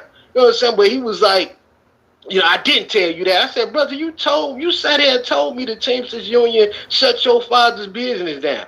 Now you didn't say that? No, I said we just couldn't get the contracts in. You know what I'm saying? These niggas are sellouts, bro. That's exactly what they do. They sellouts. They don't give a fuck as long as they get theirs and they gonna take care of their family. And I don't understand it, but dude, this is a dangerous game. Like at the end of the day, it's dangerous. Like they gonna make sure you don't get none of this shit. These jobs and these unions and all this construction out here, it's all ran by these unions and other. This is big business. This is gangster business. When you start talking about tangibles, that's why the Democrats don't want to talk about that, because they lose so much. And then these white folks get in the uproar where you damn they gotta fight them to get these positions just to build your own community. Because for one, they don't never want you to get to that point where you do get the financial back and where you can say, yeah, I'm gonna start this trucking company and I will become competition. Yeah, I'm gonna buy this real estate over here and start this business, and I will become a chain like Walmart or Kroger and stuff, and then become competition. They never want us to get to that point. So that's why these Boule and all these other people, they cool with being the bootlegs for these people, keeping us in check and not building nothing. Because they know they really have to compete and they won't be the only ones on top. And that's just the bottom line. And I'm seeing that like I said, when I became 42 years old, I'm seeing that. And it's sad because they selling out all our youth and they really don't care. And it's sad. So the Divine Nine got the trucking company on lock too? No, them not the Divine Nine. They running the politics, but some of them in these jobs and these unions. But for the most part, those are regular black people. They just don't care about the black youth. Those a lot of these people in these unions and these jobs. They don't give a fuck, and these your uncles, these your fathers. These you know what I'm saying, that they don't give a fuck. They don't give a fuck about the fight. They cool. They take care of their family, and that's all they care about. They could give a rat's ass about your little cousins, your little cousins, your children. They could give a fuck about that. They don't care. They move to the suburbs and they done. They done. They say fuck the community. I sat there and seen some of the people I used to be in the union with sit there and say I'm gonna vote for Kamala Harris because I'm in the union. I'm in the Teamsters union. And I said, and I looked at then that's what made me look up the analytics of the Teamsters union. I never did it before. And then I said, you gotta be shitting me.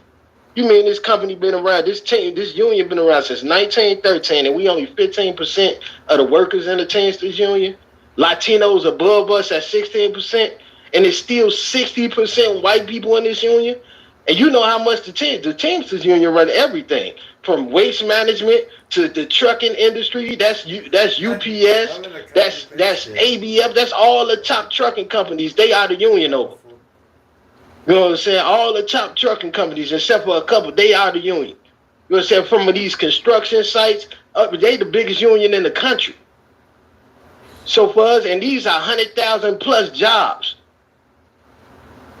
You know what I'm saying? So these people, this shit is very powerful, and a lot of them not gonna rock the boat.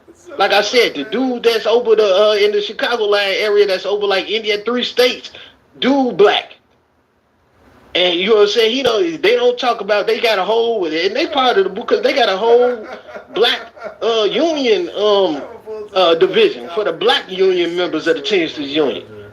And when I asked him about that, I asked him, like, yeah, I'm going to come to that. He just looked at me like, yeah, that's probably their boule class. Now that I think about it, I didn't never go to one of those black conventions for the black Teamsters Union people.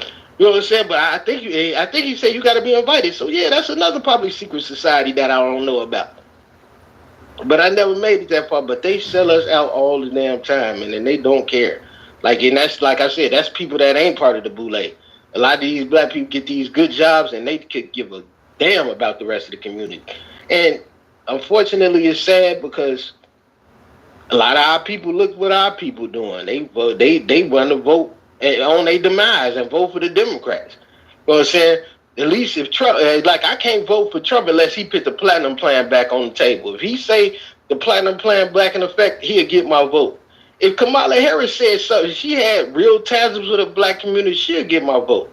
You know what I'm saying? But for these immigrants, you know what I'm saying, if he don't put nothing back on Biden, since Kennedy dropping out, because Kennedy, he had the best plan for me. You know what I'm saying? But Kennedy said he about to drop out. So Kennedy drop out, Trump might give my vote by default. You know what I'm saying? And I got to get on my social media and let these white folks know this ain't that. This is a business transaction because I got a lot of Trump supporters trying to support me.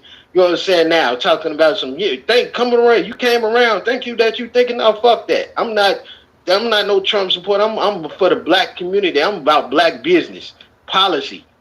So if Trump passes a policy that's going to benefit us, I'm rocking. If Kamala passes a policy that's going to benefit us, I'm rocking. If Kennedy was still running in, if he passed policy, I'm rocking. But I'm not just no mega supporter coon ass nigga that's just sitting there. Oh, Trump, no, I want something for my vote. I want something for my community. We need these jobs. We need these tangibles.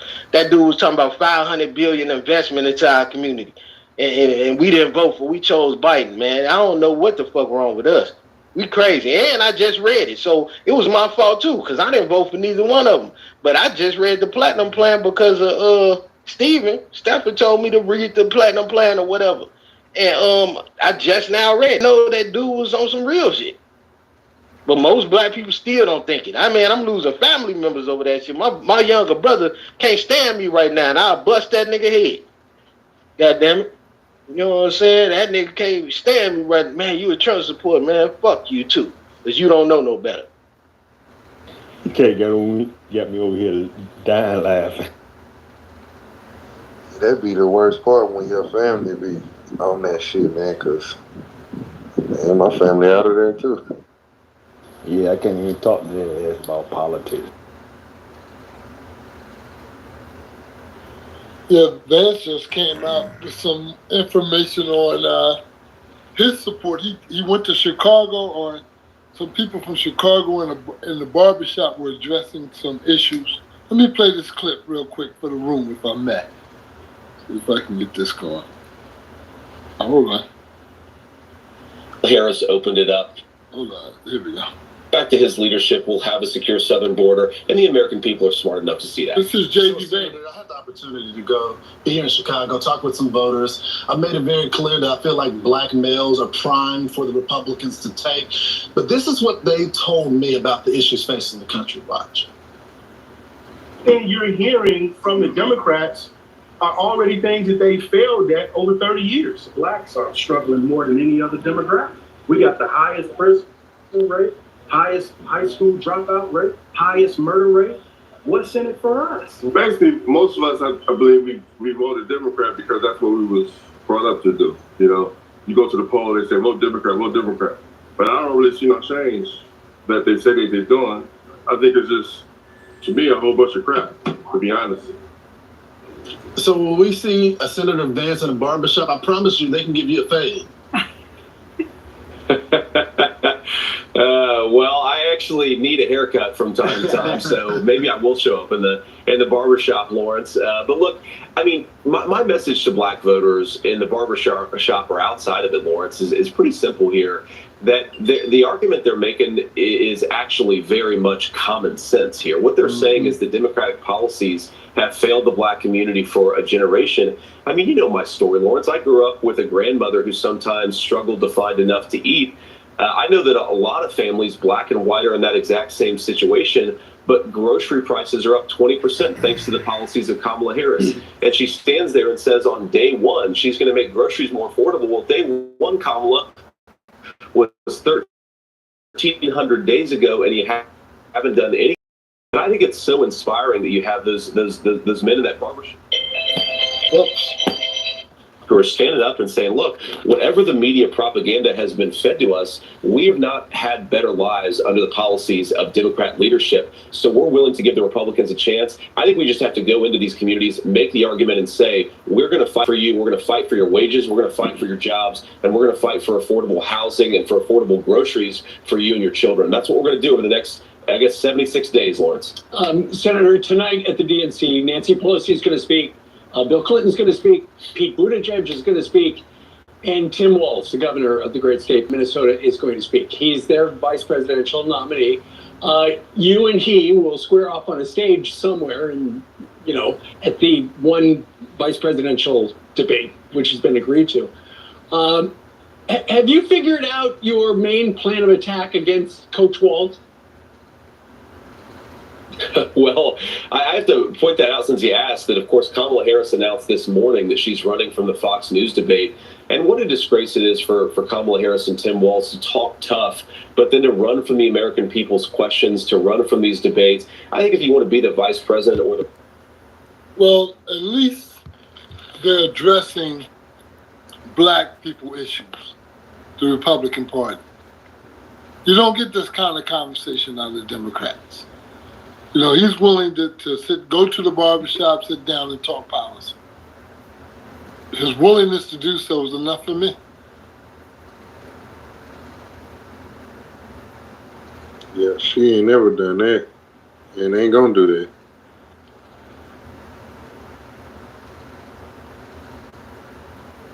They feel like they already got our vote. Yeah, because he was dead ass serious when he said, come on, man, you ain't black if you don't vote. Come on, man, that's crazy. Hey, Julian, the dude you were talking about whose father company got shut down by the union, he worked for the union now? Yeah, he the union steward over the whole Midwest area. The entire Midwest area. He like the top dude of the union.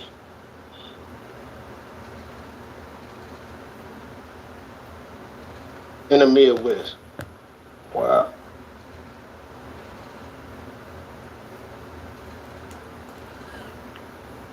But that's how they do, divide and conquer. You know? They buy you out, sell you. Well, because he represent other people in different trucking jobs in the union as well. So yeah, he's the top dude over the Midwest.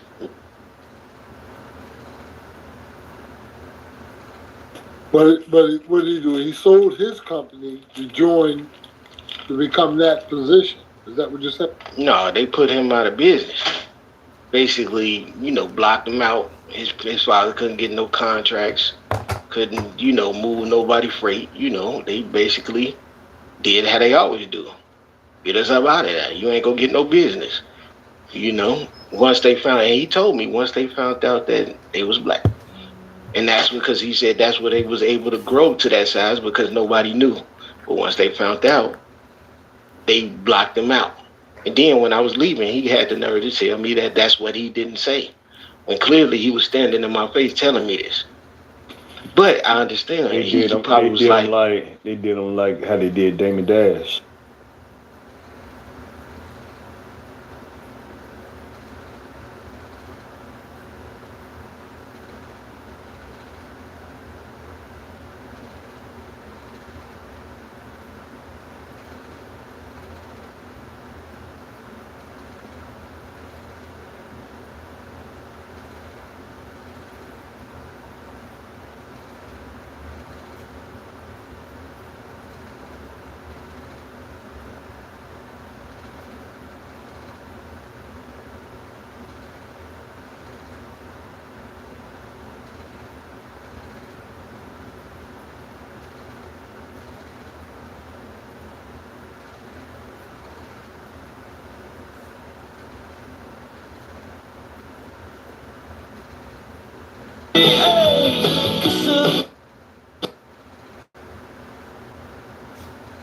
Point, in California, if there's a lot of outdoor places that are almost like just publicly available. People don't typically get territorial about these things. Anyways, he gave me such a hard time. Or no, he left, and so I just moved to a table actually out of sight, thinking I was smarter than him, but he actually came out about 15 minutes later and then proceeded to harass me more. And I said, I don't know what law you're breaking, but I'll find something. And furthermore, I'll call the police. I was just being a total smartass, which is not entirely uncommon for me. And then he kind of was doubling down, which was my surprise. I thought no one would want to put up with an asshole like me, so he did. And then he actually called security. Security comes up, and the guy really didn't have much to offer. In fact, I have pictures. I should have gotten this on video, but I didn't think that far ahead. And I tell people, never cry wolf and make something serious out of or weaponize an opportunity. But I said to him, kind of to make a point, knowing that he really didn't know what the hell I was talking about, nor did the security guard. I said, is this because I'm Jewish? Is this an anti-Semitic? Is this anti-Semitic in nature? Are you discriminating against me because I'm Jewish? And I wanted to kind of see how he would respond to that. And if it went very far, I would clear it up very quickly that, I didn't see it that way. But I was trying to make a point, and he had no idea what I was talking about. Absolutely no idea what I was talking about. And so I just wanted to kind of point to the fact that, one, some people don't even know what it is. And when he tried to kind of, I just wanted to see his reaction, quite frankly, because he was such a dick, and that's the story. So there was no anti-Semitic confrontation.